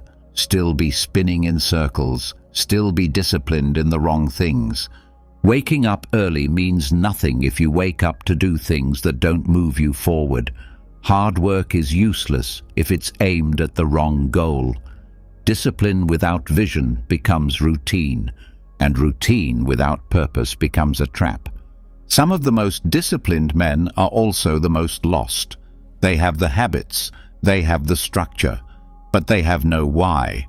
They're checking boxes, but not building anything real. They're staying busy, but avoiding the deeper questions. What am I actually working toward? Why does this matter? Is this building the man I'm supposed to become, or just keeping me distracted? The Stoics taught that discipline is a tool, not the end goal. Epictetus said it clearly. First, say to yourself what you would be, and then do what you have to do. First, decide the direction, then apply the discipline. Without that first step, you're just running on a treadmill, sweating, straining, staying in place. Ask yourself, are you living with intention or just grinding because you're afraid to stop? Because when you don't know where you're going, discipline can become your prison. You'll become a machine, numb, robotic, confusing movement for meaning. And over time, that kind of life burns you out, not because it's hard, but because it's empty. You need both. Discipline is the engine. Direction is the map. Without the map, the engine drives you into walls. So stop and look around. Audit your path. Be honest. Are you training for purpose or ego? Working for impact or approval? Living with clarity or just habit? You don't need to do more. You need to aim better. Precision over effort. Direction over speed. Discipline is not enough. You need direction. And once you have both, there's nothing you can't build. Number 30. Being feared is not the same as being respected. You walk into a room and people go quiet. You speak and no one dares to challenge you. You get what you want, not because they admire you, but because they're afraid of what happens if they don't comply. And maybe that feels like power, but it's not, because being feared is not the same as being respected. Fear creates distance. Respect creates trust. Fear silences people. Respect invites truth. Fear makes others shrink. Respect makes others stand taller around you. When you lead with fear, you control the surface. People play the part. They obey. But behind closed doors, They resent you. They avoid you. They wait for you to fall, because fear might win obedience, but it never earns loyalty. Real respect is different. It's quiet, earned, rooted in who you are, not what you can do to people. You don't get it by raising your voice or throwing your weight around. You get it by showing consistency, discipline, restraint. You get it by walking your talk when no one's watching. The Stoics taught this through example. Marcus Aurelius had the authority to destroy anyone who crossed him. But he ruled with patience and wisdom, not intimidation. He didn't want fear. He wanted truth. He wanted people around him who would speak freely, not tremble silently. And that's what you should want too, because fear isolates. You end up alone, admired on the outside, hollow on the inside. But respect connects. It builds bridges. It creates a world where people follow you, not because they have to, but because they want to. Ask yourself this: do people listen to you because they believe in you, or because they're afraid of you? Do they follow your example, or just avoid your temper? There's a difference between being firm and being feared, between being clear and being cold, between commanding a room and choking the life out of it. You don't need to be feared to lead. You don't need to dominate to be strong. You don't need to intimidate to earn respect. You just need to be solid, grounded, honest, a man of principle, a man who can act with force but chooses wisdom first, a man whose strength protects others, not just himself. So let go of the mask. Let go of the act. Anyone can create fear. Few can build respect. And in the end, no one mourns the tyrant, but they remember the man who stood tall, held the line, and lifted others while staying true to who he was. Being feared is cheap. Being respected is earned. Choose wisely. Number 31. You will die before your life ever feels complete. You're waiting, whether you realize it or not. Waiting for that moment when it all clicks, when the chaos settles, when you finally feel like you've made it, that someday everything will be in place: your body, your mind, your career, your relationships, your peace. You tell yourself, one day I'll get there. But here's the truth: you won't. You will die before your life ever feels complete. There is no finish line, no moment where everything feels done, solved, perfect. Life isn't a puzzle to complete. It's a path to walk. And most men waste their lives waiting to feel like they've arrived before they allow themselves to fully live. You think happiness will come when you hit that number in your bank account, when you're in shape, when she finally loves you back, when the past doesn't hurt anymore, when you've earned rest. But the moment you reach one milestone, another takes its place. That's the nature of desire. The bar always moves. The Stoics warned us, if you wait for everything to be perfect before you live with peace, you'll never live at all.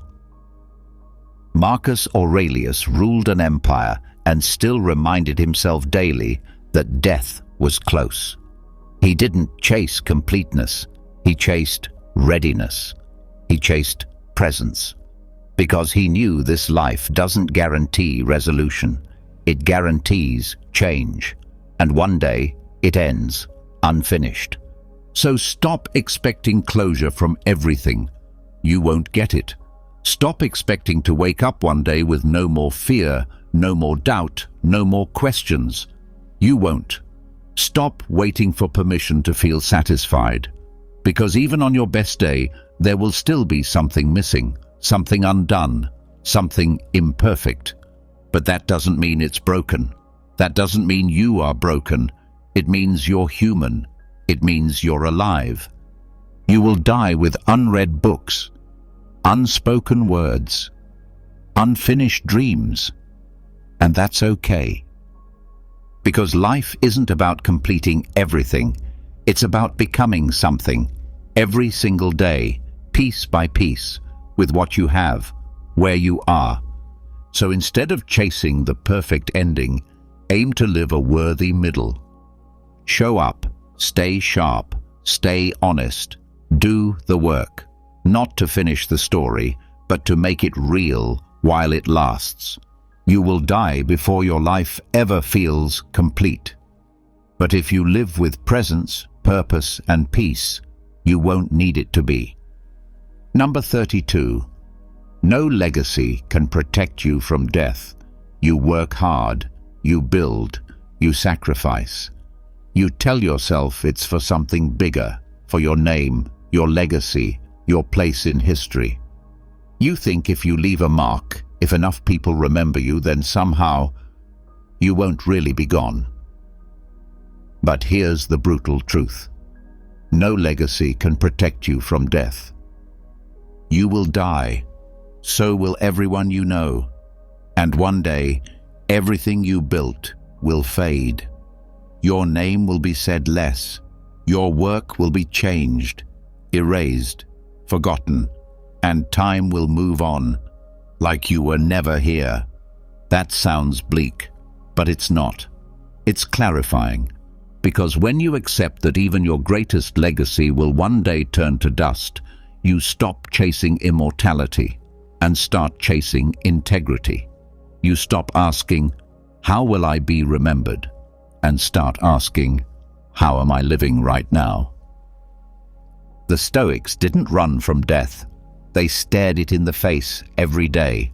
Memento mori. Remember, you must die. Marcus Aurelius reminded himself daily that fame, power, reputation, all of it fades. Even emperors rot. Even the greatest legacies disappear. But what doesn't disappear is how you showed up while you were alive. Did you live with purpose? Did you speak truth when it mattered? Did you lead with strength and grace? Did you hold the line even when no one would know? That's your real legacy, not statues, not trophies. Your legacy is built moment by moment, in the silence, in the decisions no one sees. Stop trying to impress the future. Start honoring the present. Because when death comes, and it will, it won't care how many followers you had, how successful you were, or how many people cried at your funeral. It will ask only this: did you live fully? Did you live honestly?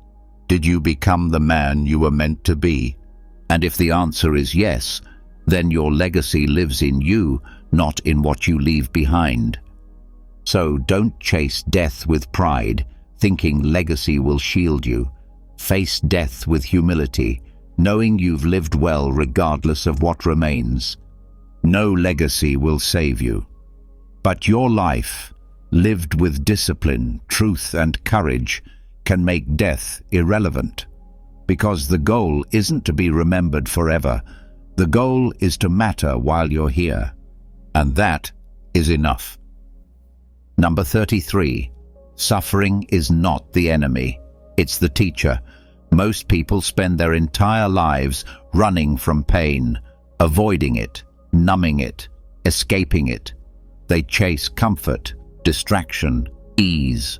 And when suffering shows up, they panic, they complain, they ask, "Why me?" But here's the truth. Suffering is not your enemy. It's your teacher. It's not here to destroy you. It's here to sharpen you. It's here to reveal the parts of you that comfort hides. Because you don't find your strength when everything is going right. You find it when everything is falling apart. Pain is the mirror that shows you who you really are. And most men never look into it. They flinch, they run, they hide behind noise and pleasure and busyness, because sitting with pain requires more courage than most are willing to summon.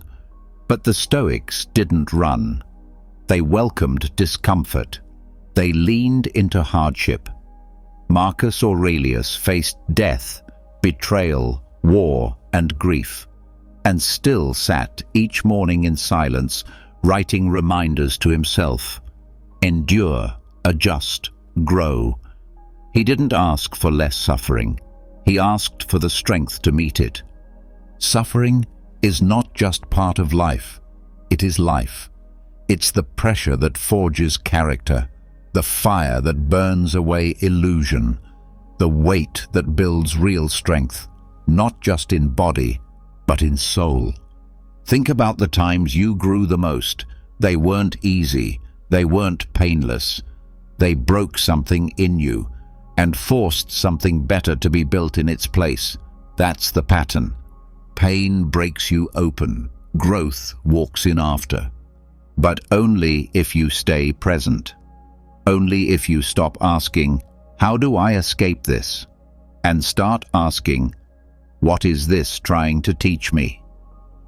Pain teaches patience. Loss teaches value. Failure teaches humility. Heartbreak teaches clarity. Every scar carries a lesson.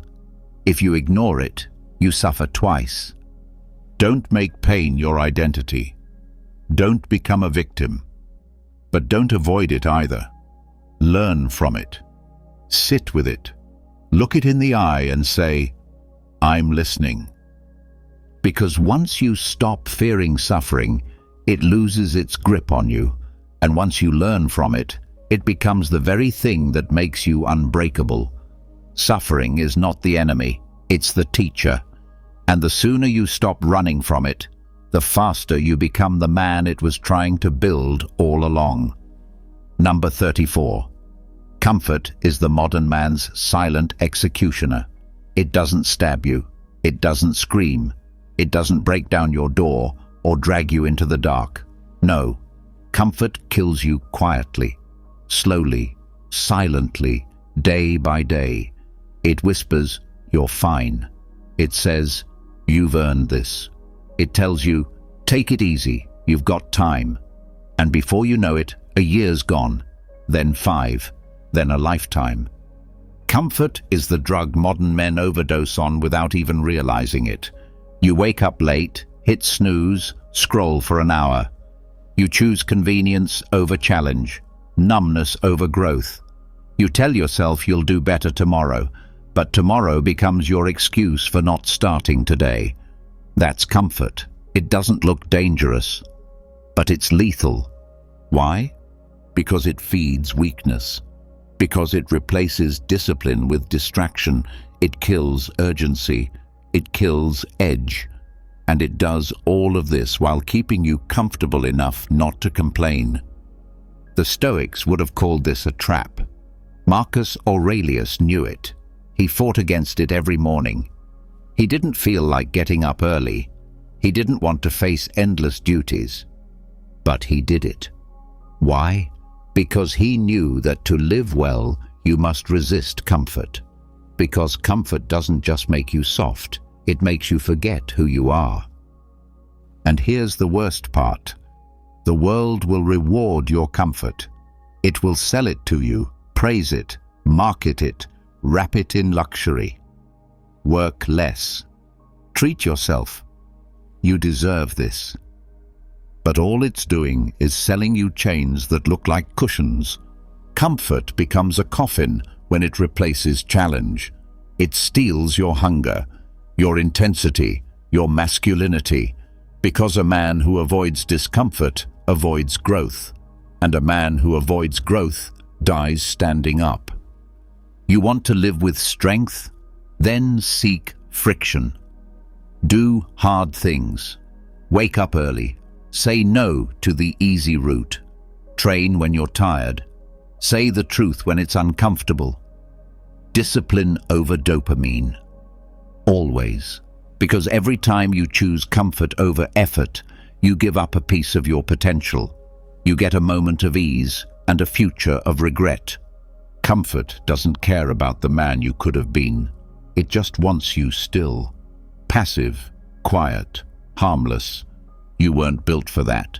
You were built to move, to struggle, to sharpen, to become. So the next time comfort whispers in your ear, just relax a little longer. Answer back. Not today. Not ever. Because you've seen what comfort does. And now, you choose war. You choose growth. You choose the man you're meant to become. Comfort won't kill you quickly, but it will kill everything that matters, unless you kill it first. Number 35. You'll likely never be fully understood. You want someone to get it, to see you, to really know what you've been through, what you carry, how your mind works, why you are the way you are. You want to be heard without having to explain yourself, to be seen without performing, to be known without translation. But here's the truth. You'll likely never be fully understood, not by your parents, not by your friends, not by the woman you love, not even by the people closest to you. Because no one else has lived your life. No one else has felt your thoughts, carried your exact weight, bled your same internal battles, and they never will. And that's not a tragedy. It's a reality. One you have to accept.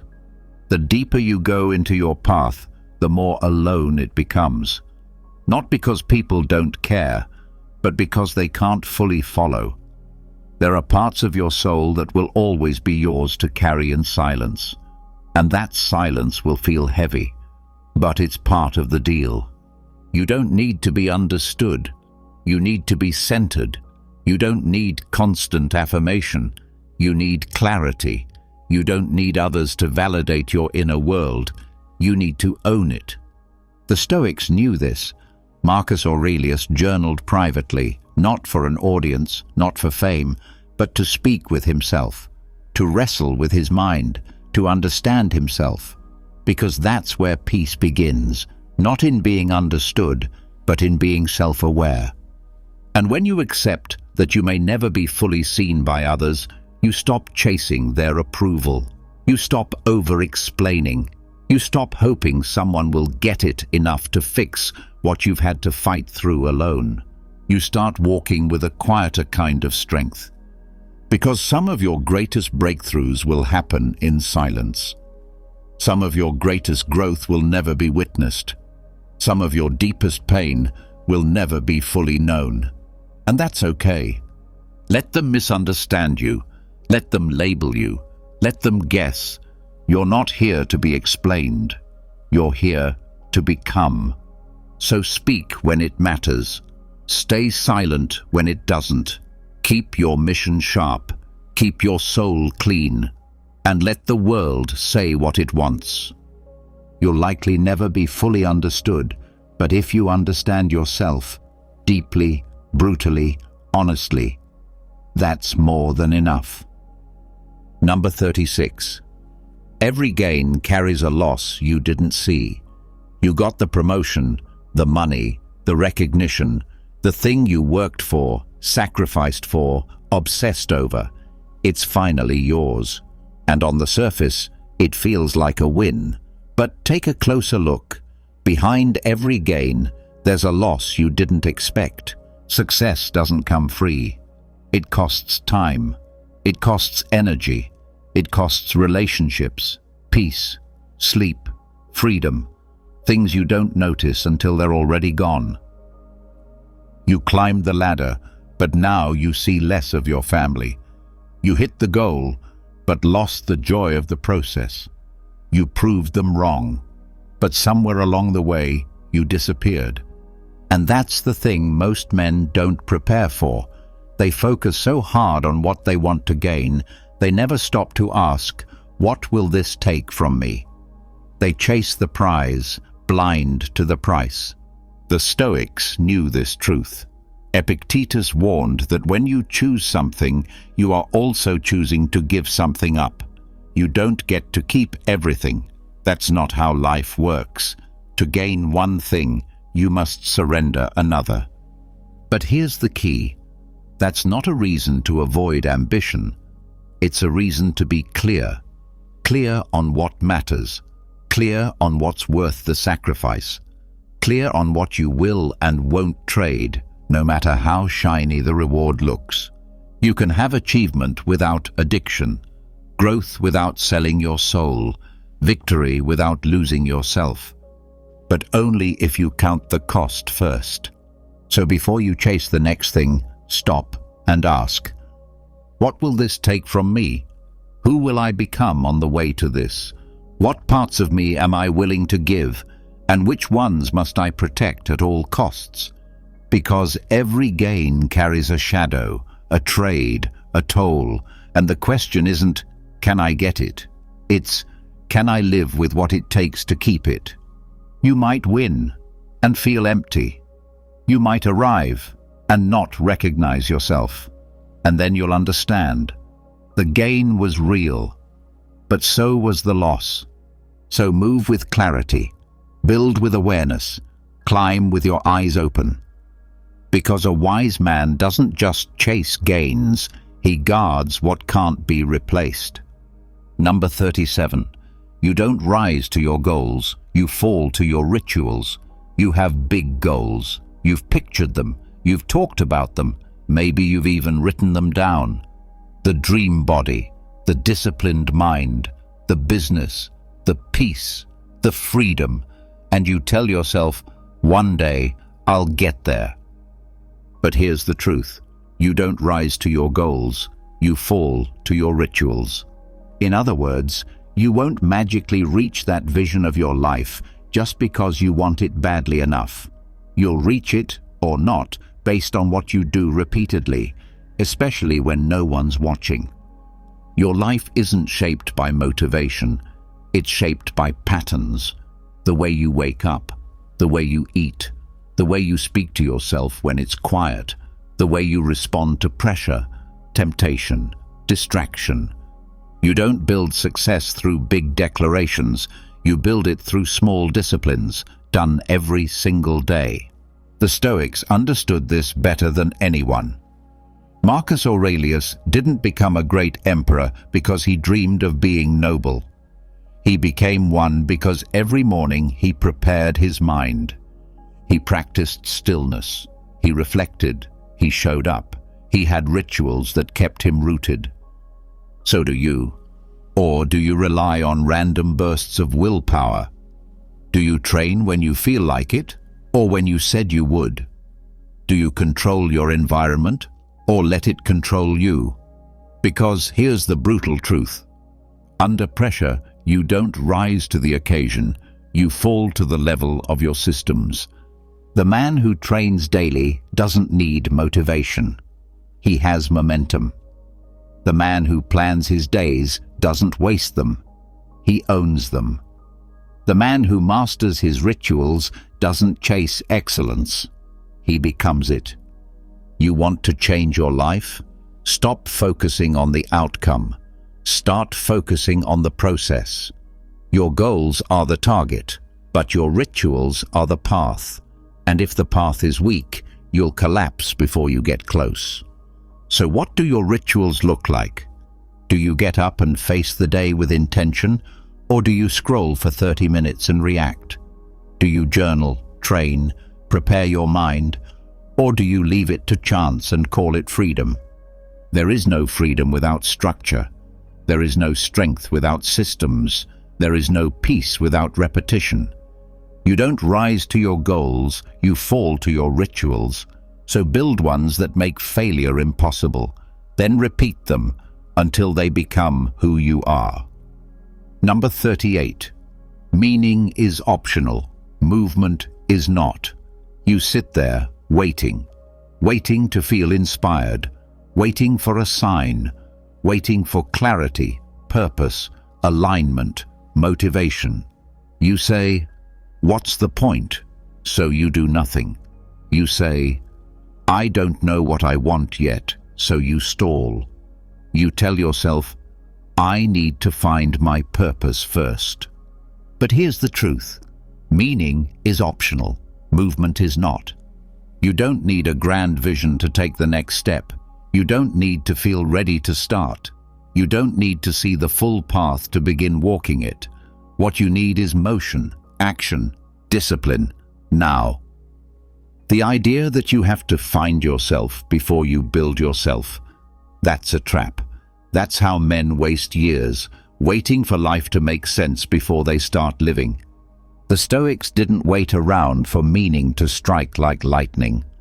They moved, they worked, they lived with principle, not because it always felt profound, but because it was right. Marcus Aurelius didn't journal about purpose. He wrote about duty. He didn't ask, "Do I feel like doing this?" He asked, "Is this the right thing to do?" Do that long enough, and meaning catches up. The truth is, meaning isn't something you find. It's something you build through repetition, sweat, service, and struggle. You carve it out of action. Movement creates clarity, not the other way around. Stillness, when it's rooted in fear or doubt, rots the mind. You begin to overthink. You invent problems. You spiral in indecision. You convince yourself you're lost, when in reality, you've just stopped moving. And here's what you need to understand. You can walk with confusion. You can train with uncertainty. You can build without knowing exactly where it leads, because progress is always better than perfect direction. Don't wait for meaning to wake you up in the morning. Get up anyway. Move anyway. Show up anyway. The man who waits for meaning to act becomes paralyzed. The man who acts despite doubt becomes powerful. Meaning is the reward of momentum. It's not the requirement. So when your mind says, "Why bother?" say back, "Because I'm still breathing, because there's work to do," and take the next step. Don't chase meaning, create movement, because the man who moves eventually finds both. Number 39. You must live as if you're already dead. That sounds harsh, maybe even extreme, but it's not about being reckless.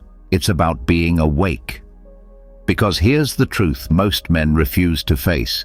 You are going to die, and not someday in the far future. No, it could be tomorrow, next week, this year.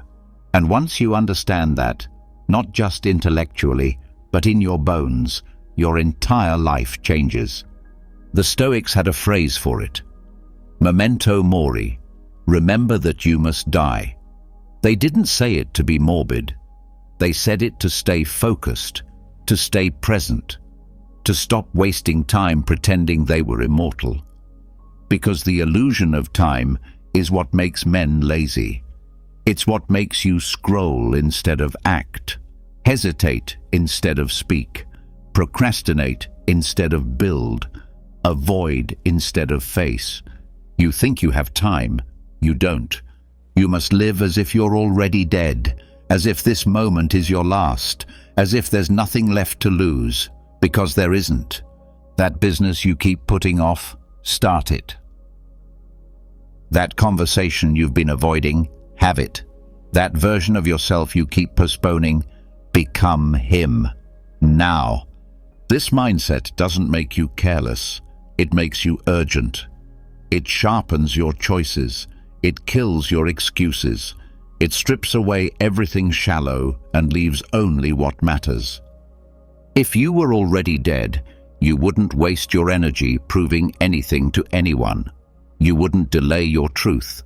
You wouldn't tolerate distractions. You'd strip your life down to what's real, what matters, what's yours. That's what the Stoics understood. Marcus Aurelius reminded himself daily, you could leave life right now. Let that determine what you do, say, and think. He wasn't trying to be poetic. He was trying to stay free. Free from fear, free from ego, free from delay. You have no control over how long you live, but you have complete control over how deeply you live while you're here. Most people are already dead. They just haven't been buried yet. They drift, they react, they exist, but they do not live. You must be different. Live as if you're already dead, because then there's no more waiting, no more fear, no more lies. Just action, just presence, just now. And that's where your real life begins. Number 40. The hardest battle isn't against the world, but your own mind. You think the enemy is out there, the boss, the bills, the critics, the chaos. You think if the world would just ease up, if people would respect you, if life would give you a break, you'd finally have peace. But the truth is, the world isn't your biggest fight. It's you. It's your own mind. It's the voice that says, "You're not good enough." The voice that says, "Why try?" The one that whispers, "You'll fail again," before you've even begun. The hardest war you'll ever fight is not with someone else. It's the one behind your eyes. And if you don't learn to face that enemy, to master it, it will run your life silently, mercilessly. Most men lose that battle every single day, and they don't even know it. They lose it when they choose distraction over discipline, when they listen to doubt instead of taking action, when they replay the same fears, regrets, and self-hate on loop like a broken record. And the world? The world keeps spinning. It's not holding them back. Their own thoughts are. The Stoics knew this better than anyone. Marcus Aurelius wrote, "You have power over your mind, not outside events. Realize this, and you will find strength." Read that again. Because until you master the battlefield of your own thinking, no success, no relationship, no win will ever feel like enough. You'll sabotage it, doubt it, discard it. But here's the good news. This fight, it's winnable.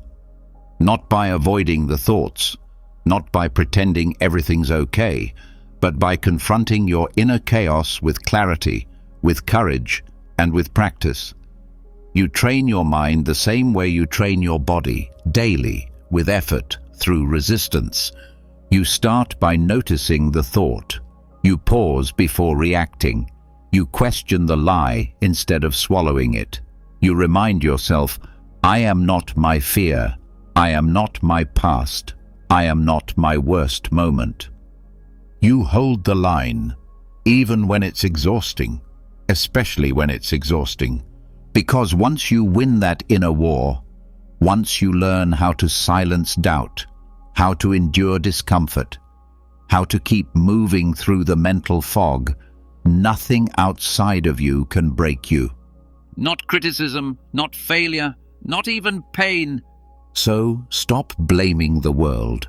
The battlefield is within. Win there, and everything changes. Lose there, and nothing ever will. The hardest battle isn't out there. It's right here, inside you. And the man who learns to conquer his mind, he becomes unbreakable. Today, we embark on a transformative journey of self-awareness and inner development in this 1-hour video. Together, we will delve into the profound and expansive world of Stoicism, a philosophy that has guided countless souls toward genuine happiness, profound wisdom, and lasting inner peace. As we navigate this journey, we'll explore timeless insights from the meditations of Marcus Aurelius, uncovering foundational principles capable of reshaping our lives. We will discover the key to happiness through the practice of the love of fate, by learning to welcome all that life places on our path. Amor Fati. If this is your first time visiting my channel, I kindly invite you to support me by subscribing and liking this video. Your support allows me to continue producing thoughtful content like this. During this session, we'll explore life's dichotomies, a powerful Stoic concept that enables us to make wise choices and remain composed amidst the chaos of everyday life. We'll examine 6 historical habits we must be wary of if we are to preserve our clarity and tranquility. Alongside this, we will explore how to gain mastery over our own lives by embracing Stoic practices, nurturing calmness, and cultivating an invincible inner spirit. With the help of Marcus Aurelius's reflections, we'll discover how to build productive and fulfilling days, and learn how Stoicism can become our trusted guide in overcoming procrastination. So, without further delay, let us begin this Stoic exploration in pursuit of a richer, more meaningful existence. In the swift current of today's world, finding a firm sense of purpose can be daunting. But worry not, for Stoicism offers a solution. It blends timeless wisdom with practical advice, showing us how to create a daily rhythm that fosters harmony, personal growth, and deep serenity.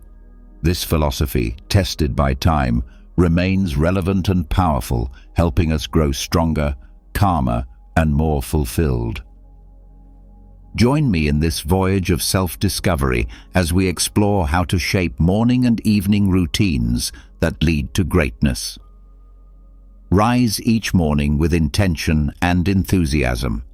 Reflect upon the four cardinal virtues: wisdom, courage, justice, and temperance, as guiding principles for making deliberate and courageous choices, always striving for harmony across every facet of life. Gratitude will become your invaluable companion. Learn to appreciate the countless blessings, experiences, and individuals that enrich your life. You'll see how this sense of gratitude can infuse your soul with joy and wash away even the slightest sense of lack or longing. By beginning your day with this empowered mindset, you will face challenges with poise and anticipation. Engage in the practice of negative visualization. Consider the hardships that may lie ahead and meet them with wisdom and calm readiness. This preparation arms you with emotional resilience, helping you to adapt and grow through life's uncertainties. Let journaling breathe life into Stoic wisdom. Keep a dedicated space where you write down your intentions, emotions, and observations. This daily practice will become a lighthouse of insight and direction, a constant reminder of your inner path, even through your most difficult hours. Step into the world with Stoic dignity. Cultivate sharp focus and genuine productivity in a reality brimming with distractions. Uphold justice and compassion in all your interactions. Open your heart to a deeper comprehension of human nature. When faced with stress, remember to adopt a posture of strength and an attitude rooted in perspective. Direct your energy toward what lies within your control and release everything that doesn't.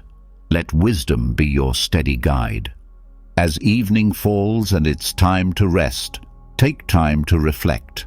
Think deeply about the events of the day, drawing lessons from your experiences and using each step as an opportunity to evolve.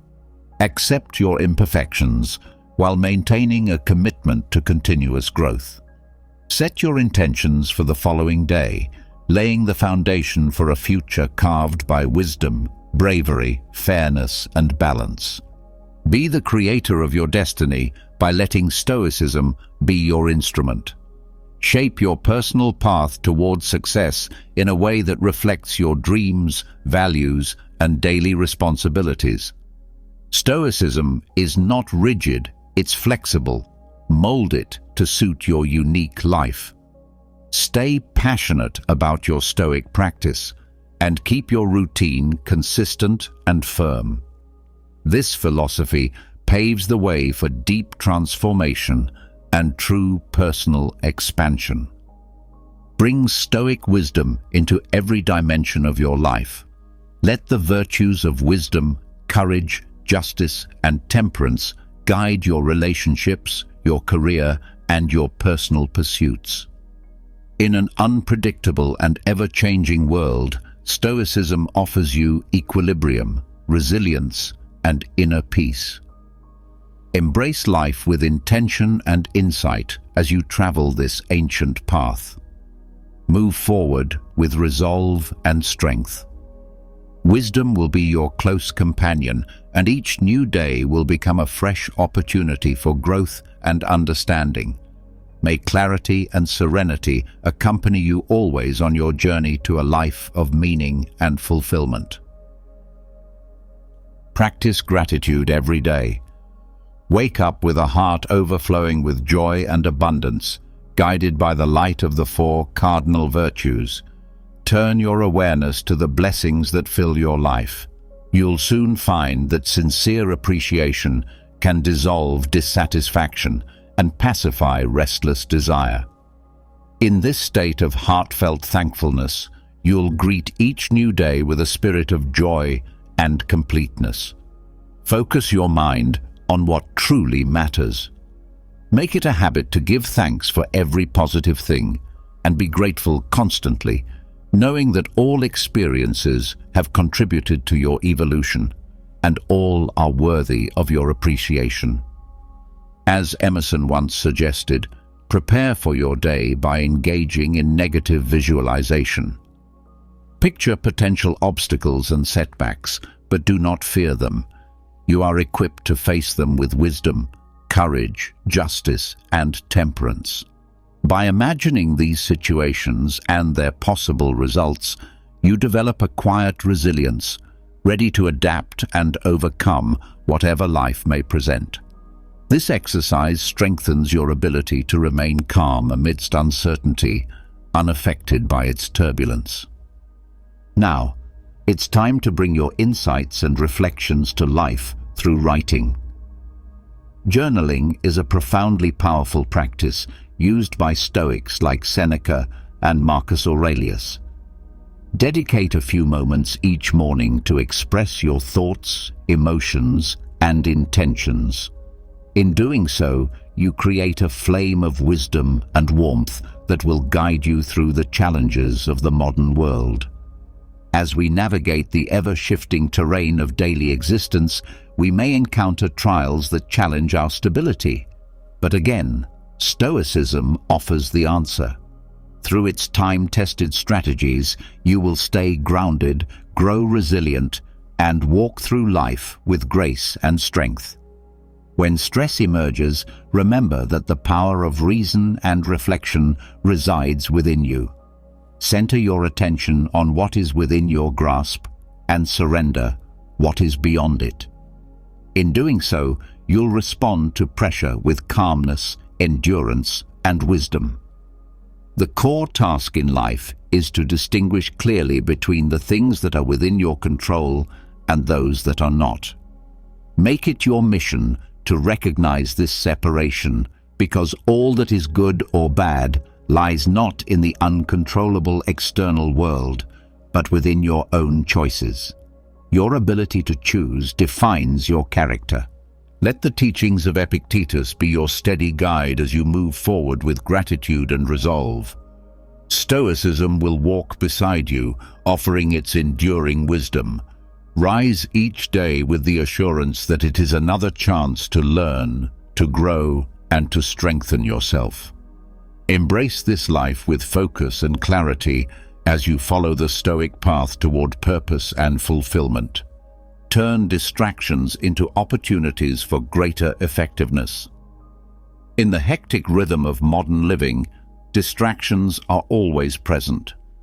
But as a committed Stoic, you cultivate temperance, practicing moderation and self-restraint. When distractions arise, welcome them without resistance, but gently return your attention to the task before you.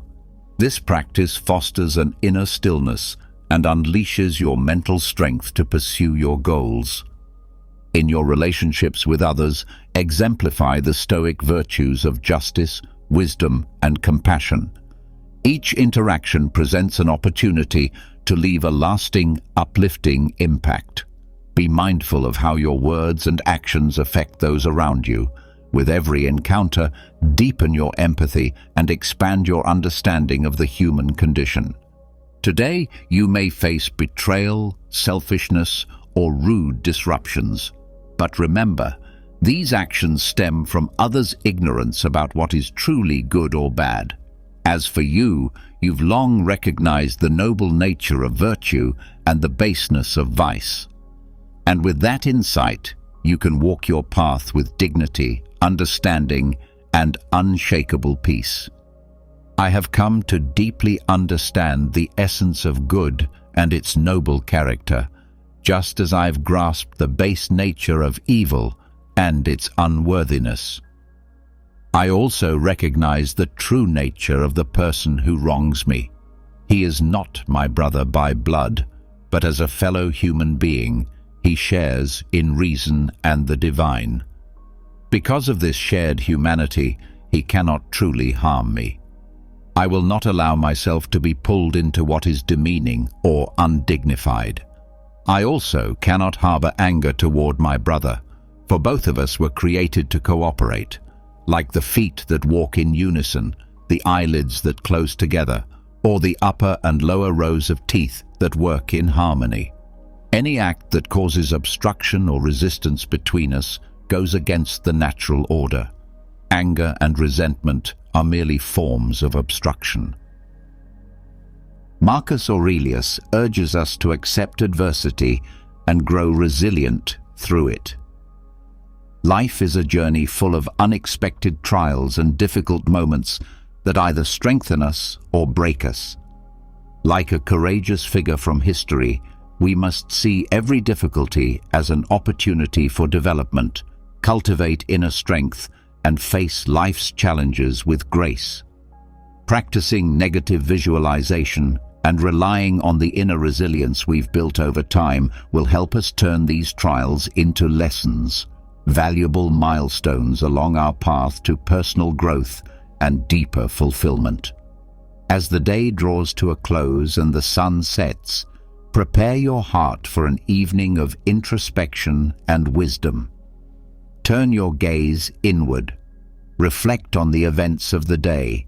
Look closely at the decisions you made, the obstacles you faced, and the lessons you gained.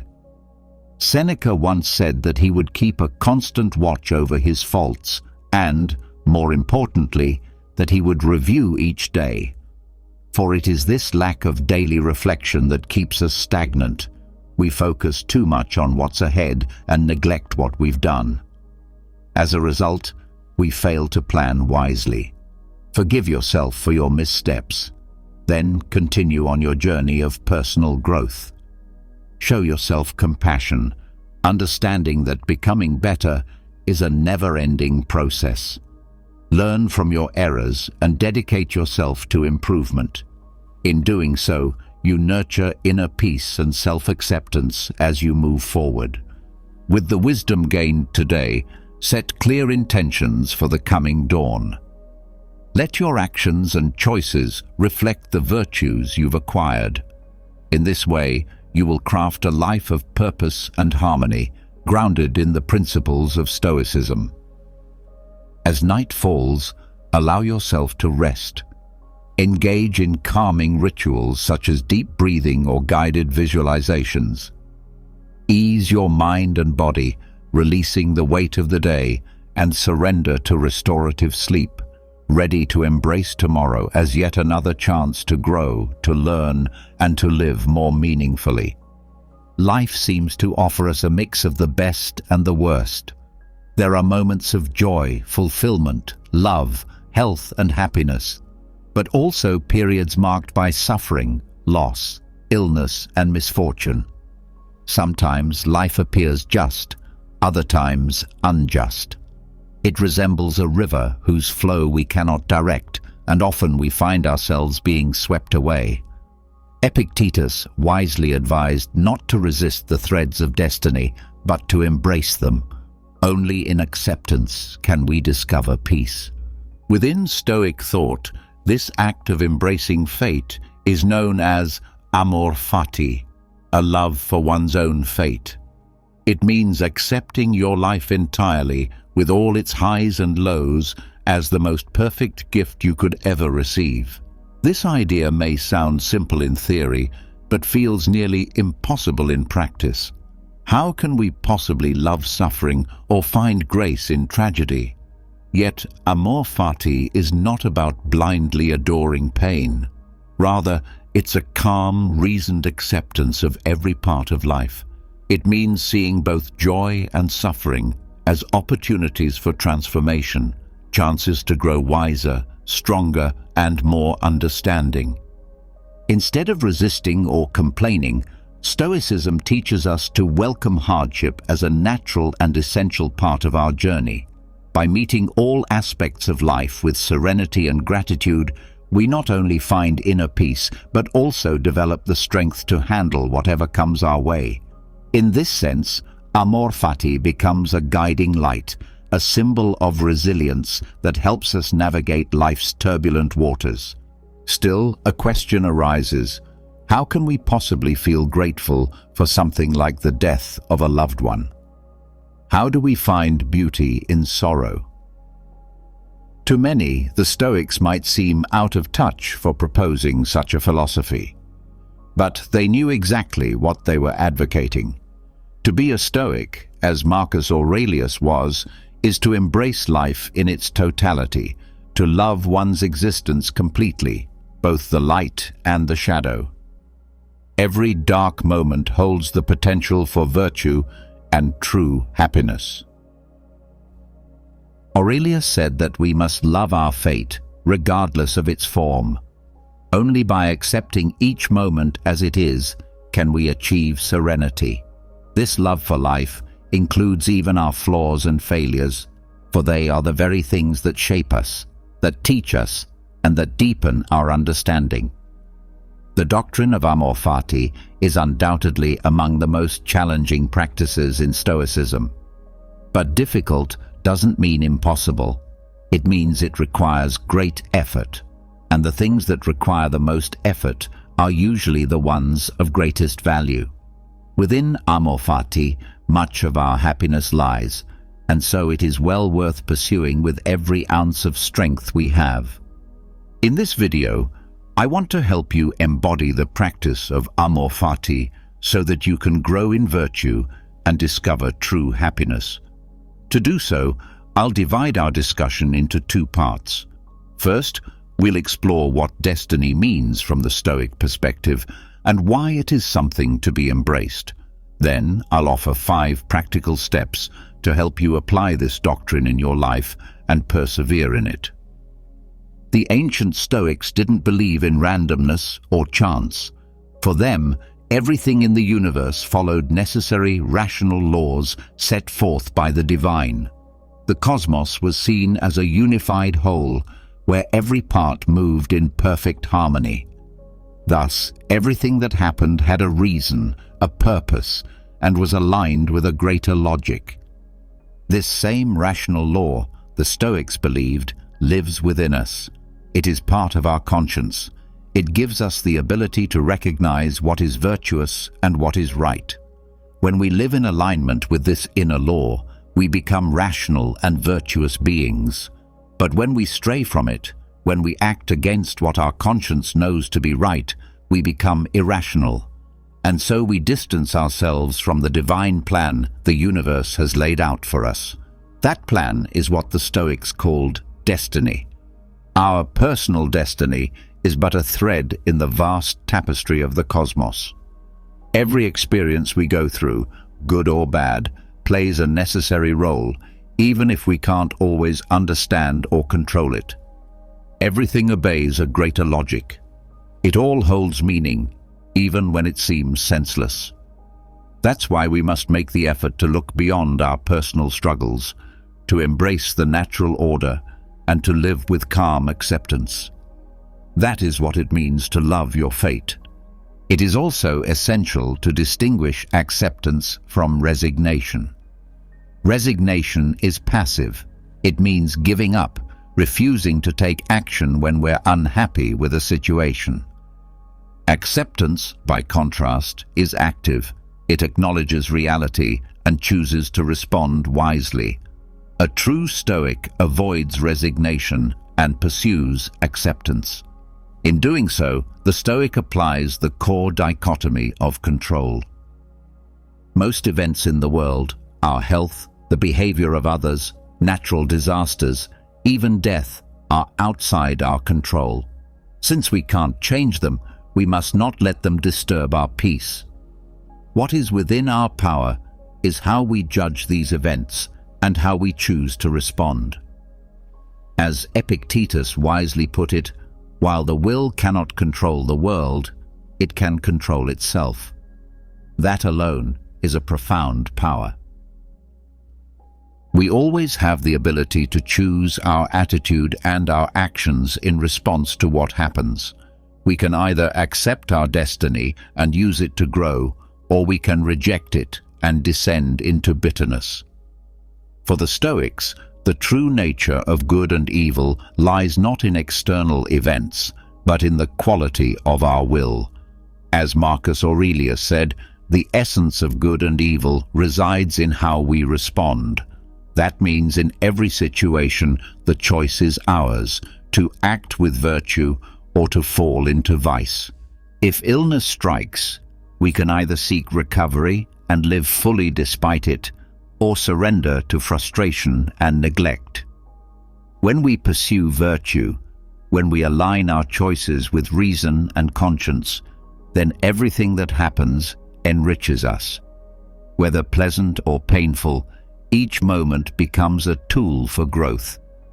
And by doing so, we progress toward the 4 Stoic virtues and begin to master ourselves. Life, whether filled with joy or pain, enriches our experience and shapes us into better versions of ourselves. Through it all, we are steadily refined in the practice of the 4 Stoic virtues. When we encounter good times, we experience genuine joy. Yet we must always keep in mind that these moments are fleeting. As mentioned in my previous video on the virtue of temperance, we must remember, this too shall pass. In the same way, the hardships and trials we face will also come to an end. Though they test us and often seem unbearable, they ultimately strengthen our character and mold us into better human beings. Hardships are not just unavoidable, they are essential.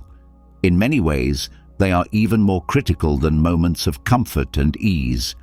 To truly live the Stoic ideal of Amor Fati, the love of one's fate, we must embrace the virtue of courage. Courage allows us to face life's storms head-on, no matter how sudden or severe they may be.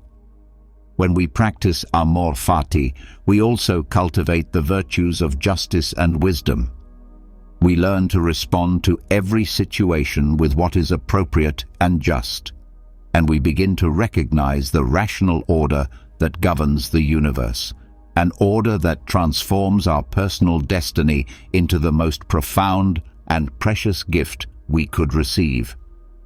This doctrine of Amor Fati activates all 4 Stoic virtues and calls us to live from the highest part of ourselves. It urges us to not only accept our fate, but to love it, because it is through embracing our unique path that we find the most powerful opportunity to strive toward virtue and a fulfilled life. Consider this: a life without struggle, without the pursuit of true happiness, would be a life without meaning. Isn't it true that no happiness exists without some form of sacrifice and surrender, without a deep acceptance of what has been given to us? We are called to love our destiny and align our will with what reason dictates. This alignment, this harmony between desire and reality, is the Stoic road to authentic and lasting happiness. To close this reflection, I want to share several powerful Stoic quotes that beautifully express the spirit of Amor Fati. Seneca once wrote that, "Fate leads the willing and drags the unwilling." He also reminded us that no one is more unfortunate than the man who is never touched by adversity, for he is denied the opportunity to be tested. Marcus Aurelius added that it is fitting for a man to love and to pursue whatever destiny has assigned him. Epictetus echoed this idea by advising us not to wish for events to unfold as we desire, but rather to desire events as they occur. Only then will life go well. What do you think of this Stoic doctrine of Amor Fati? Are you at peace with your destiny? Is there something in your life that you have been unable to accept? Or is there a moment that you've welcomed exactly as it happened? The one who recognizes the bonds that hold him is the one who can deliberately free himself from them. In our fast-paced and ever-changing world, we often fall into routines and behaviors that are not only unproductive but deeply harmful. The Stoics emphasize the power of focusing on what is within our control. That means freeing ourselves from destructive impulses and reclaiming our inner freedom. With that in mind, let me share with you 6 common destructive habits in today's modern world. These habits can undermine our peace, block our growth, and steer us away from a virtuous life. Before we explore them, I invite you to reflect honestly. Look at yourself from a third-person perspective. Ask yourself, which of these habits are affecting me? And then take full responsibility to address them with awareness and determination. The first habit is delaying our commitments. This subtle but dangerous behavior often goes unnoticed because it seems harmless. But procrastination has serious consequences. It causes us to neglect both personal and professional responsibilities and can degrade the quality of our work. Over time, it harms our credibility and the trust others place in us. The Stoics placed immense value on integrity and fulfilling one's duties. To them, procrastination was a deep form of disrespect, not only toward others, but toward oneself. It builds up stress and anxiety as unfinished tasks pile up and deadlines loom. This constant tension affects our mental clarity and physical well-being. Imagine you have an important project due. Rather than breaking it into manageable tasks across several days, you delay until the last minute, creating unnecessary pressure and chaos. This habit works directly against the Stoic principles of discipline and self-respect. Procrastination leads to wasted time, unmet goals, and increased inner turmoil. The solution lies in planning, self-discipline, and staying grounded in our responsibilities and values. One helpful strategy is to avoid making promises when you're overwhelmed by emotions, especially moments of excitement. In those highs, we tend to commit impulsively without thinking things through. Take time to evaluate commitments in quiet solitude and be cautious about promises made in euphoric states. The second habit is lying. Lies are often born out of fear, and the person who lies becomes ensnared in the very trap they set. Dishonesty harms truth and destroys integrity, 2 values the Stoics held sacred. When we lie, we abandon our commitment to virtue and compromise the strength of our character. Beyond that, lies eat away at our relationships. Trust, once broken, is hard to rebuild. The Stoics understood that mutual respect and truthfulness were the foundation of all meaningful connections. Lies weaken those bonds and damage not only how others see us, but how we see ourselves. The third habit is blindly believing everything we hear without questioning it. This behavior shuts down critical thinking and leaves us open to manipulation and misleading information. In a world flooded with opinions and noise, it is essential to verify facts, examine sources, and develop independent judgment. A person without their own criteria for understanding is constantly tossed around by the views of others. Without a strong inner compass, we risk making poor and even harmful choices. The fourth habit is the lack of communication skills. In both personal and professional settings, communication is essential, And yet, in today's world, meaningful conversation is becoming rare. Many people speak without truly listening. This lack of genuine communication leads to misunderstandings, conflict, and emotional distance. The Stoics emphasized harmony and cooperation, both of which rely on clear and respectful dialogue. If we can't express our needs or understand the needs of others, we damage our relationships. Improving your communication starts with expanding your vocabulary and consuming thoughtful, meaningful content. One of the most powerful tools is active listening. Instead of thinking about your reply while someone else is speaking, focus entirely on their words. Listen with your full presence. This not only improves the flow of conversation, but makes the other person feel heard and respected. With consistent effort, your communication will evolve and reach a higher level of excellence. The fifth habit is constantly comparing ourselves to others. While comparison is a natural human tendency, it becomes toxic when it turns into an obsession. Constant comparisons breed dissatisfaction, envy, and low self-esteem. We stop appreciating our own path and fixate on what others have.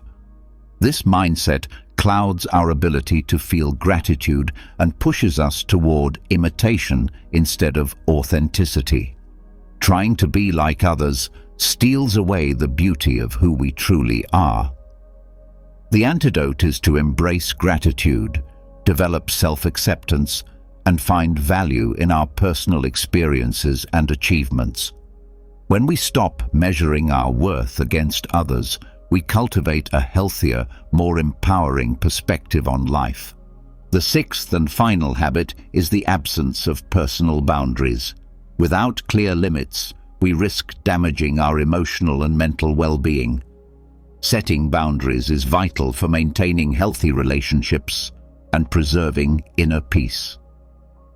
The Stoics taught the value of self-control and discipline, qualities that are reinforced by strong boundaries. When we fail to define what is acceptable in our lives, we open ourselves to stress, resentment, and imbalance. In embracing the Stoic path, we must be vigilant about the habits we allow into our lives. By recognizing and confronting these destructive patterns, we reclaim our power to live with virtue, clarity, and purpose. Setting boundaries is essential for nurturing healthy relationships and safeguarding our emotional and mental well-being. The Stoics held self-discipline and self-control in high regard as key components of a virtuous life. Without personal boundaries, we leave ourselves open to exploitation and emotional fatigue, which can lead us to feel overwhelmed and disconnected from our own lives. It's vital to develop the ability to say no when necessary. Establishing clear boundaries in both our relationships and our daily routines not only preserves our inner peace, but also enhances our connections with others by creating clear expectations and a shared understanding. When we embrace self-acceptance and commit to setting healthy boundaries, we align our lives more closely with our core values and build deeper, more fulfilling relationships. In conclusion, the 6 harmful habits discussed here can obstruct our peace of mind, hinder our personal development, and prevent us from leading a life grounded in virtue. By becoming conscious of these behaviors and intentionally working to overcome them, we foster a more constructive mindset, enrich our relationships, and cultivate a more harmonious life. The ongoing practice of self-acceptance, combined with gratitude, open communication, and the establishment of personal boundaries, supports us in living in accordance with Stoic ideals. Through this path, we find greater satisfaction and joy in our everyday existence. Often we find ourselves trying to outperform others, a repetitive habit that can chip away at our self-worth and diminish our contentment. The constant act of comparison breeds dissatisfaction, as there will always be someone who seems to possess more wealth, talent, or success. Stoic philosophy encourages us to direct our focus inward, toward our own growth and progress, and to appreciate what we already have instead of endlessly comparing ourselves to others. Spending too much time trying to fit in with others can cause us to lose touch with our identity and personal authenticity. In an attempt to meet external standards or expectations, we may alter who we are, but this isn't sustainable in the long run. Pretending to be someone else eventually unravels, revealing your true self. The Stoics advocate for staying true to who we are and living in harmony with our personal values and principles. Imagine always comparing yourself to your co-workers and feeling as though you never measure up. This continuous comparison leads to burnout, disillusionment, and unhappiness, pulling you further from your authentic self. The habit of comparing yourself to others is deeply damaging. It distances you from who you are at your core. But this can change the moment you realize it's not worthwhile to be constantly focused on others, especially when everything you need already resides within you. And if not, you can always seek it elsewhere. Comparison becomes futile because you'll never possess everything. True happiness comes when you shift your focus to becoming better than who you were yesterday, competing only with your past self. In today's world, many people tend to seek external sources to blame for their problems. In our modern society, there's a strong tendency to assign responsibility to others for the difficulties we face, rather than taking ownership ourselves. This mindset robs us of control and independence. When we blame others for our circumstances, we surrender our power to shape our lives. The Stoics emphasize the importance of recognizing what lies within our control and what does not.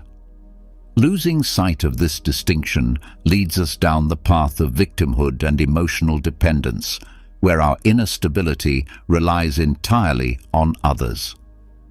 When we go through life pointing fingers at external sources, we miss out on the opportunity to reflect on our own mistakes and learn from them. This pattern strips away personal responsibility. The Stoic teachings urge us to understand and accept what is within our power, and to reclaim our agency by refusing to fall into the trap of blaming others. As individuals of worth, we must become conscious of these harmful behaviors and commit to rising above them in order to live a life marked by virtue, wisdom, and serenity. Take time to reflect on how these patterns may show up in your own life. You are not chained to them. You have the power to liberate yourself. From this point forward, the path is yours to create. Moral growth isn't about completely discarding old beliefs, but about critically evaluating them, deciding which ones should remain, which to let go of, and what new values ought to be woven into your ethical code. Many of these guiding principles carry strong Judeo-Christian influences: the practice of forgiveness and the willingness to offer it, treating others as you wish to be treated, resisting the desire for what belongs to someone else, and deeply appreciating the blessings life brings. Keep in mind that we often suffer more in our imaginations than in actual reality. Remember to follow our daily Stoic reflections on TikTok, as well as on our other social platforms like Facebook, Instagram, and Twitter. Let me take you back in time to the city of Chipre, around the year 300 BC. There lived a wealthy merchant named Zeno. During a trading journey from Phoenicia to Piraeus, his ship sank, taking with it all of his valuable cargo. This devastating loss occurred due to forces entirely beyond his control. Now imagine you are Zeno. How would you respond if everything you had worked for vanished because of an act of nature? Would you feel betrayed by life? Would frustration and anger consume you? These are common emotional reactions for most people, but not for Zeno, the man who would go on to found Stoicism. For him, even a small shift in perspective could bring about profound and lasting transformation. At its core, Stoicism is the embodiment of acceptance and equanimity. After immersing himself in the writings of Socrates and other great thinkers, Zeno went on to establish and share the teachings of Stoic philosophy. While we may not be able to control many events in our lives, we always retain the power to determine how those events affect us. The key lies in using that inner control wisely. Rather than mourning what was lost, whether it be spilled milk or, in Zeno's case, sunken treasures, he chose to remain calm and composed, facing the situation with neutrality. Today, Stoics are often seen as individuals who rarely fall into emotional extremes, people who don't erupt in anger or collapse under anxiety. But the original vision of Stoicism runs much deeper. It offered a complete worldview, a lens through which to understand life, one that has endured for thousands of years. Stoic philosophy is just as applicable to modern challenges as it was in ancient times, and its benefits remain just as powerful. Stoicism helps us process adversity and emotional turmoil, transforming them into insights that grant us a richer understanding of the world. Perspective is everything. Everyone experiences life differently, so each person carries a unique viewpoint. The early Stoics would gather in public spaces to debate, teach, and share philosophy openly. Their teachings weren't reserved for the elite. They believed Stoic wisdom could serve anyone, from slaves to emperors. Some of the most celebrated Stoics in history include Epictetus, a former slave who became a great philosopher, and Marcus Aurelius, a Roman emperor known for his profound introspection and leadership. The early practitioners of Stoicism lived by their principles. They rejected all forms of segregation and championed equality. In fact, they coined the term cosmopolitan, which means citizen of the world. At that time, women were often excluded from philosophical pursuits, but Stoics strongly opposed this notion. Musonius Rufus, the teacher of Epictetus, once declared that the desire and capacity for virtue are just as present in women as they are in men. He believed women were no less capable of noble and righteous action and were equally inclined to reject what was unjust. So why do so many people today choose to embrace Stoicism? In a world full of unpredictability, our emotional responses often become obstacles. In truth, we don't suffer simply because bad things happen to us. We suffer because we didn't expect them to happen. Getting caught in the rain without an umbrella is never a pleasant experience, yet we don't burst into tears when the rain begins. Why is that? It's because even when the circumstances are less than ideal, we've come to understand that rain is unavoidable. We can't control the weather. Eventually the rain will pass and the sun will shine again. Stoicism teaches us to embrace this same mindset toward life itself. We should expect all things, including the unpleasant ones, to come and go. One of the practical teachings of Stoicism involves embracing discomfort. This exercise is voluntary and serves a powerful purpose. It builds gratitude.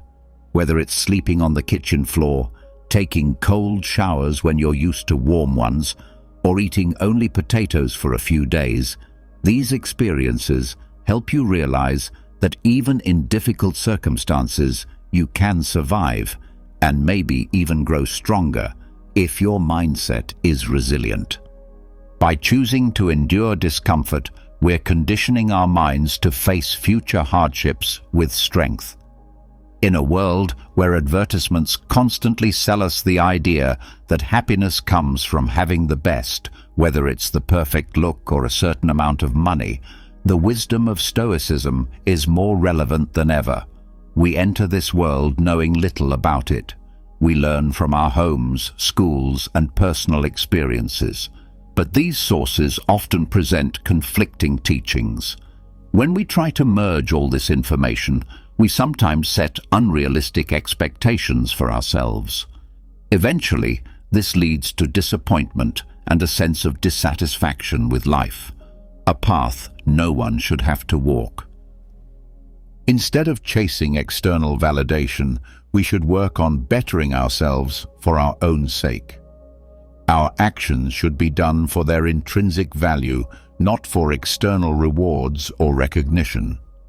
Depending on external outcomes or placing our happiness in the hands of others often leads to disappointment. Sometimes we try to fill the void within by buying a luxury car, a beautiful house, or even by starting a family. Not because we truly desire these things, but because of what we think. They dedicate themselves fully to their craft, so much so that they sometimes forget to eat or wash. Their respect for their work runs deeper than a sculptor's reverence for his statue or a dancer's love for the dance.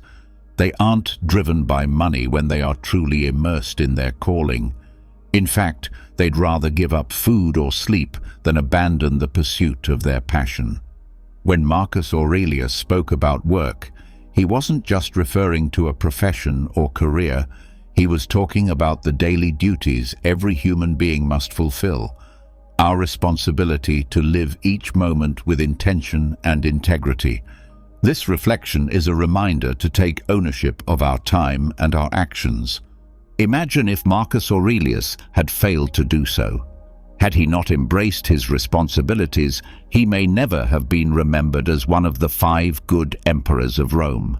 As an emperor, he had a government to lead, tasks that could not be left undone, because the welfare of an entire empire depended on his leadership. The same principle applies to our own lives. We weren't born to exist like idle plants, free from accountability.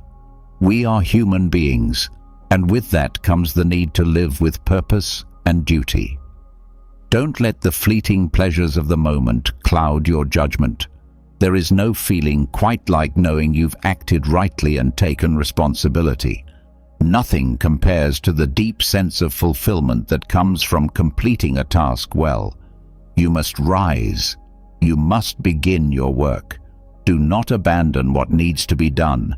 Your time is now. None of us knows how much time we truly have.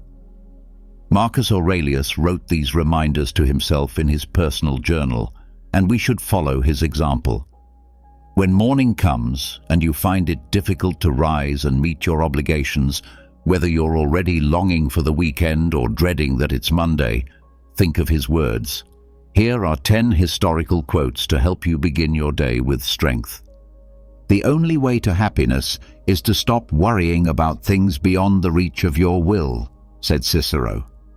Start your day by remembering that true strength lies within.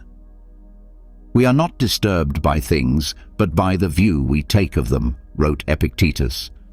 Happiness resides in virtue and virtuous action, taught Aristotle. Don't wait for events to unfold as you wish. Instead, wish for them to unfold as they do, and your life will be peaceful. Another gem from Epictetus. It's not the man who has too little, but the one who craves more, who is poor, observed Seneca. The mind is everything. What you think, you become, said Buddha. Life is simple, but we insist on making it complicated, said Confucius. And once again, Seneca reminds us, it is not the man who has little, but he who desires more, who is a slave. As Joyce Meyer puts it, you can't live a positive life with a negative mind. If you're watching this video, it's likely that procrastination has become a major struggle in your life. For many, it's at the root of their biggest problems. When we put off doing what we know must be done, consequences begin to build.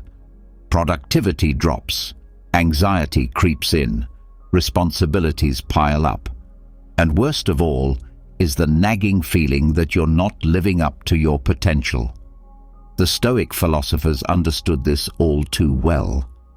Think of Seneca and Marcus Aurelius, men with great burdens, yet no room for procrastination in their lives. It's not an easy battle.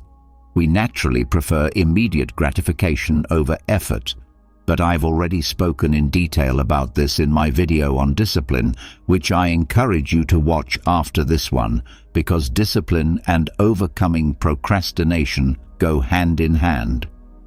If you're still watching this, it's because you want to change. You want to reclaim your time, to become the master of your mind and your actions. Conquering procrastination won't just make you more productive. It will bring you inner peace. You'll feel aligned with your purpose, acting in accordance with your values. It may seem hard to believe, but Marcus Aurelius, Emperor of Rome and Stoic philosopher, had the exact same 24 hours in a day as you and me. And yet, he governed the most powerful empire of the ancient world, cared for his family, crafted laws, presided over trials, led military campaigns, and guided his people through a devastating plague, all while remaining just and virtuous. How was this possible? The secret to his success lay in his commitment to structure. He built a routine and cultivated habits that enabled him to overcome laziness and resist procrastination. For Marcus, fulfilling his duties became as essential as eating, bathing, or sleeping. They were a part of him. The Stoics, much like Aristotle, believed that we become what we consistently do. Excellence, therefore, is not a single act, it's a habit. Marcus Aurelius started his days early, at dawn. He understood that getting out of bed was part of his obligation as a human being. There was no time to waste. He began his mornings writing in his personal journal, taking a few moments to reflect, to clear his mind, and to remind himself of what truly mattered. Then he braced himself to meet the day and all the people it would bring. He reminded himself that many of those he would encounter would be rude, dishonest, or irritating. But he also reminded himself that their behavior could not be allowed to disturb his peace or judgment. His focus remained on doing what he believed was right. Once he finished his morning reflections, he tackled his most important responsibilities first, while he was still fresh and focused. He treated each task as if it were the most crucial of all. So if you're battling procrastination, the key lies in creating a routine and turning your obligations into non-negotiable habits. In doing this, you follow the example of the Stoics, men who discovered the path to productivity and inner peace through discipline and purpose. Remember this: excellence is not a one-time act. It's a habit. Begin developing those habits today and free yourself from procrastination. Here are 7 practical strategies that can help you overcome procrastination, grouped into 2 main areas. The first focuses on preparing the mind, while the second deals with actionable steps you can take. To prepare your mind, first shift your focus. Procrastination is often a luxury of the developed world. We do it because we can afford to. What we need is a stronger sense of urgency about our responsibilities. Set your own deadlines. This can boost your drive to act. Enlist a friend or family member to help keep you accountable. Having consequences for missed deadlines can also increase motivation. Avoid distractions that don't add value. When we procrastinate, we usually turn to low-quality distractions, things that waste our time without offering true joy or benefit. Worse, We don't even enjoy them fully because deep down we know we're avoiding what we should be doing. Work first. Enjoy later.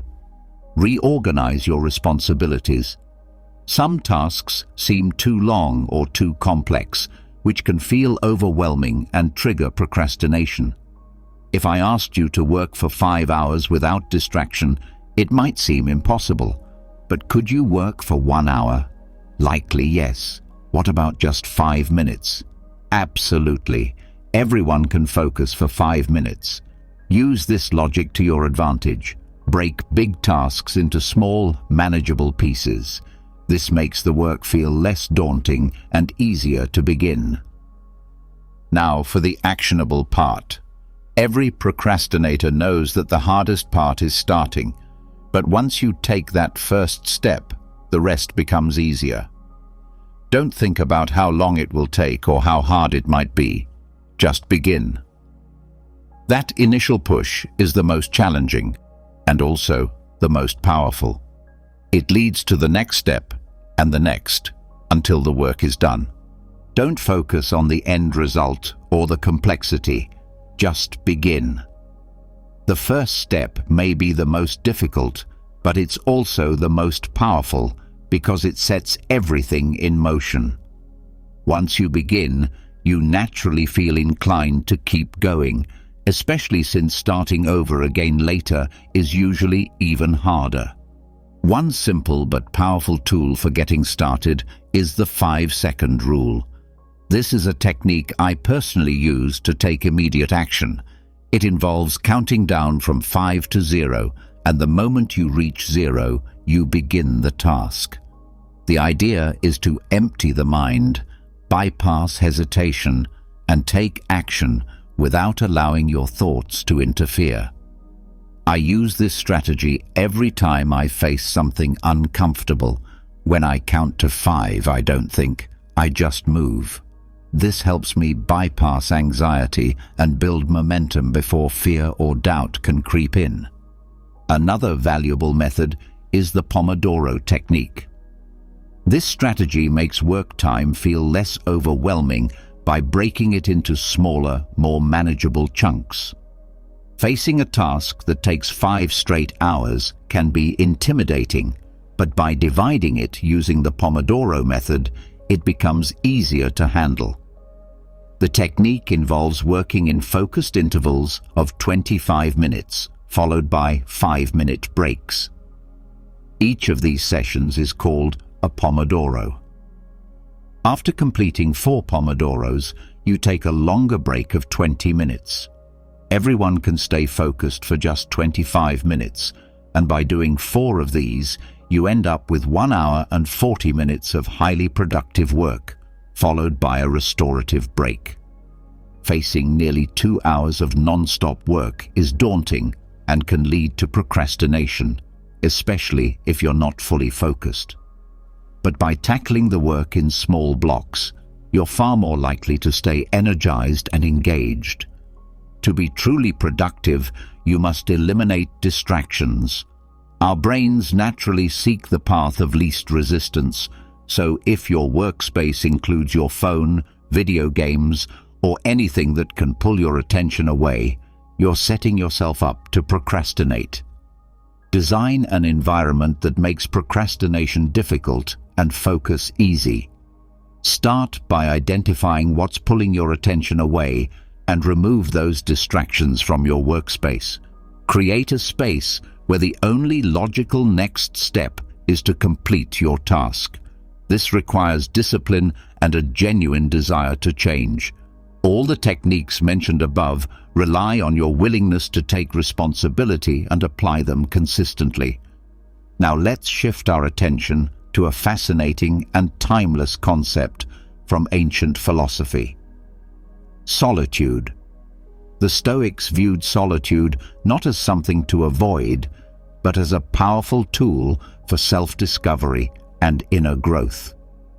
In a world overwhelmed by noise and distraction, they saw solitude as a sacred teacher, offering clarity, peace, and the chance to confront ourselves honestly. Solitude was deeply valued in Stoicism. Unlike modern views that often associate loneliness with sadness, the Stoics regarded it as a precious space for reflection, moral development, and truth. In solitude, we shed the societal masks we wear and come face to face with our true emotions, desires, and values. It was in these quiet moments that Stoics found clarity and direction. A key concept in Stoicism is self-sufficiency. The Stoics believed in cultivating inner independence and emotional resilience. Solitude supported this by removing us from the pressures and opinions of others, allowing us to find peace and happiness from within. It gave rise to a kind of inner strength that could not be shaken by the ups and downs of external life. Solitude also nurtures deep self-awareness. It provides a safe space to turn inward and explore the corners of our mind and heart that often go unnoticed. Like a mirror, solitude reflects our inner truth, helping us to observe our fears, aspirations, and emotional patterns without outside interference. When alone, we can truly examine who we are and what drives us, free from judgment or expectation. The development of autarky, or self-sufficiency, was another major theme among the Stoics. They often asked, how can we achieve inner peace without relying on external events? The answer, they believed, lay in solitude and the independence it fosters. Being alone helps us detach from worldly distractions and reconnect with our core. It's in solitude that we learn to reduce the influence of outside circumstances and develop stability within ourselves. Another vital topic is emotional mastery. Solitude can help us navigate our emotions with calm and clarity. The Stoics saw emotions like waves, sometimes gentle, sometimes stormy, but always part of life. However, they also believed in not becoming slaves to these emotions.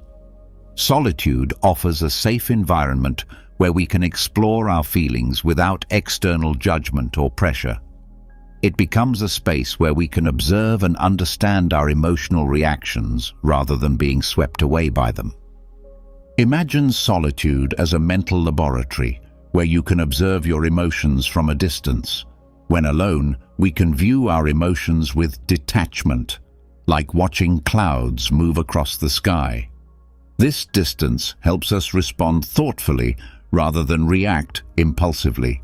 It allows us to act from wisdom instead of being controlled by fleeting moods. The Stoics developed powerful techniques for emotional regulation. One of these was premeditatio malorum, the anticipation of adversity. By imagining difficult scenarios in advance, they prepared themselves to meet challenges calmly and rationally. Another method was memento mori, meditating on death, which helped them put their worries in perspective and embrace the present with gratitude. The Stoics believed we could transform emotional energy into virtues. Fear could become courage, anger could be molded into discipline, and sadness could evolve into resilience. Solitude provided the mental space to reflect, understand, and redirect our emotional energies toward personal growth. Clarity in decision-making is another benefit of solitude. In today's noisy world, it's easy to become overwhelmed by endless choices and the opinions of others. Solitude acts as a compass. It silences the outer world so we can hear our inner voice.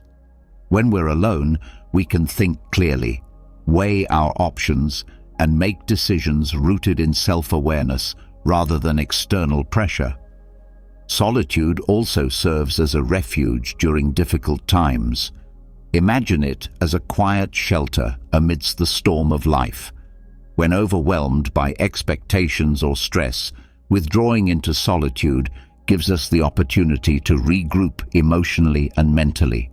In this private space, we can process what we're experiencing, find comfort, and summon the strength to move forward with courage.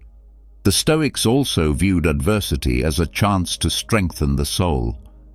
In solitude, we can adopt this perspective more easily by reflecting deeply on life's trials. We can ask ourselves powerful questions. What can I learn from this situation? How can I grow from it? In doing so, we transform hardship into a path for cultivating patience, resilience, and discipline. Let's go a step further and consider solitude as a space for mental training. Just as athletes train their bodies, Stoics used solitude to train their minds. They practiced imagining future obstacles and rehearsing how they would respond with strength and composure. This mental preparation, done in solitude, built emotional endurance and independence. Through this spiritual exercise, they developed the power to remain calm and grounded no matter what life threw at them. In solitude, we don't just escape the world. We prepare ourselves to re-enter it with greater wisdom, clarity, and strength. The Stoics knew that solitude, when embraced with intention, could be one of life's greatest teachers.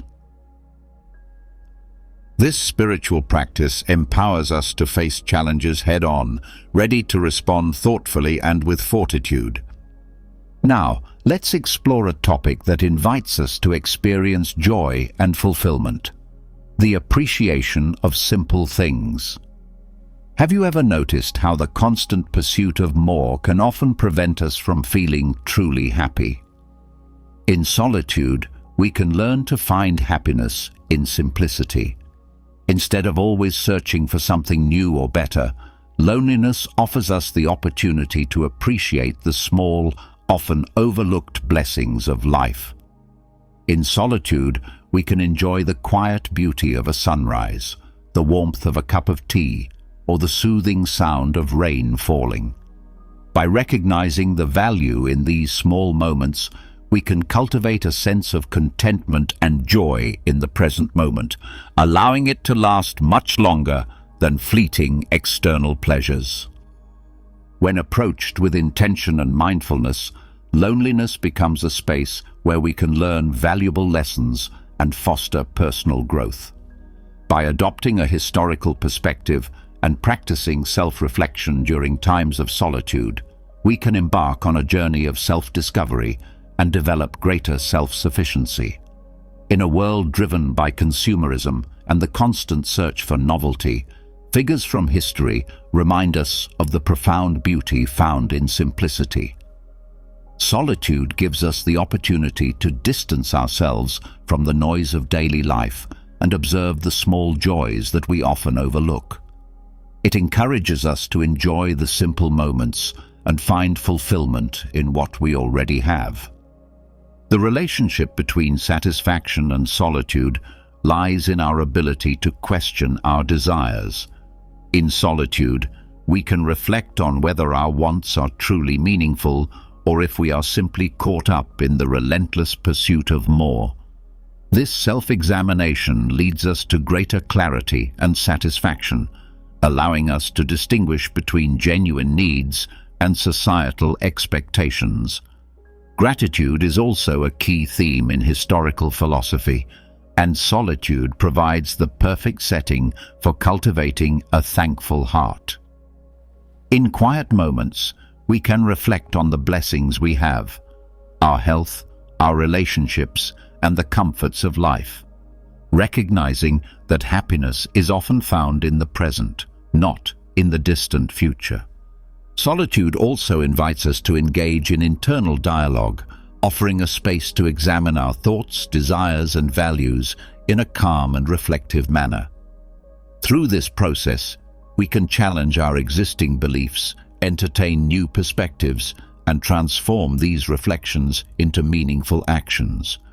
As we explore these insights, we begin to apply them to our everyday lives, shaping a life that aligns with our true values. Moreover, solitude allows us to connect with the natural world and the vastness of the universe. In these quiet moments, we can gaze at the stars and feel a profound sense of belonging to something far greater than ourselves.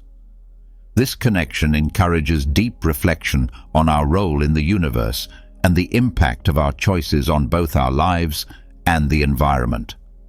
It is through this understanding that we cultivate virtues like wisdom, patience, and inner peace, all of which help us navigate life's challenges with grace. In solitude, we are given the opportunity to reflect on how we can live virtuously in different circumstances, cultivating a sense of tranquility even in the midst of life's chaos. It serves as a guide on a noble path, helping us find peace and use our moments of solitude as an oasis for emotional renewal. When approached consciously, loneliness becomes a fertile ground for self-reflection, personal assessment, and ongoing improvement. Remember that solitude can be a powerful ally on the journey toward becoming the best version of yourself. By following in the footsteps of ancient philosophers and intentionally seeking moments of solitude, you can unlock opportunities for self-discovery, growth, and inner peace. Thank you for joining us on this philosophical journey. If you enjoyed this video, please like, subscribe, and comment so that YouTube knows that this content is helpful to people like you. By doing so, we can continue creating more videos like this in the future.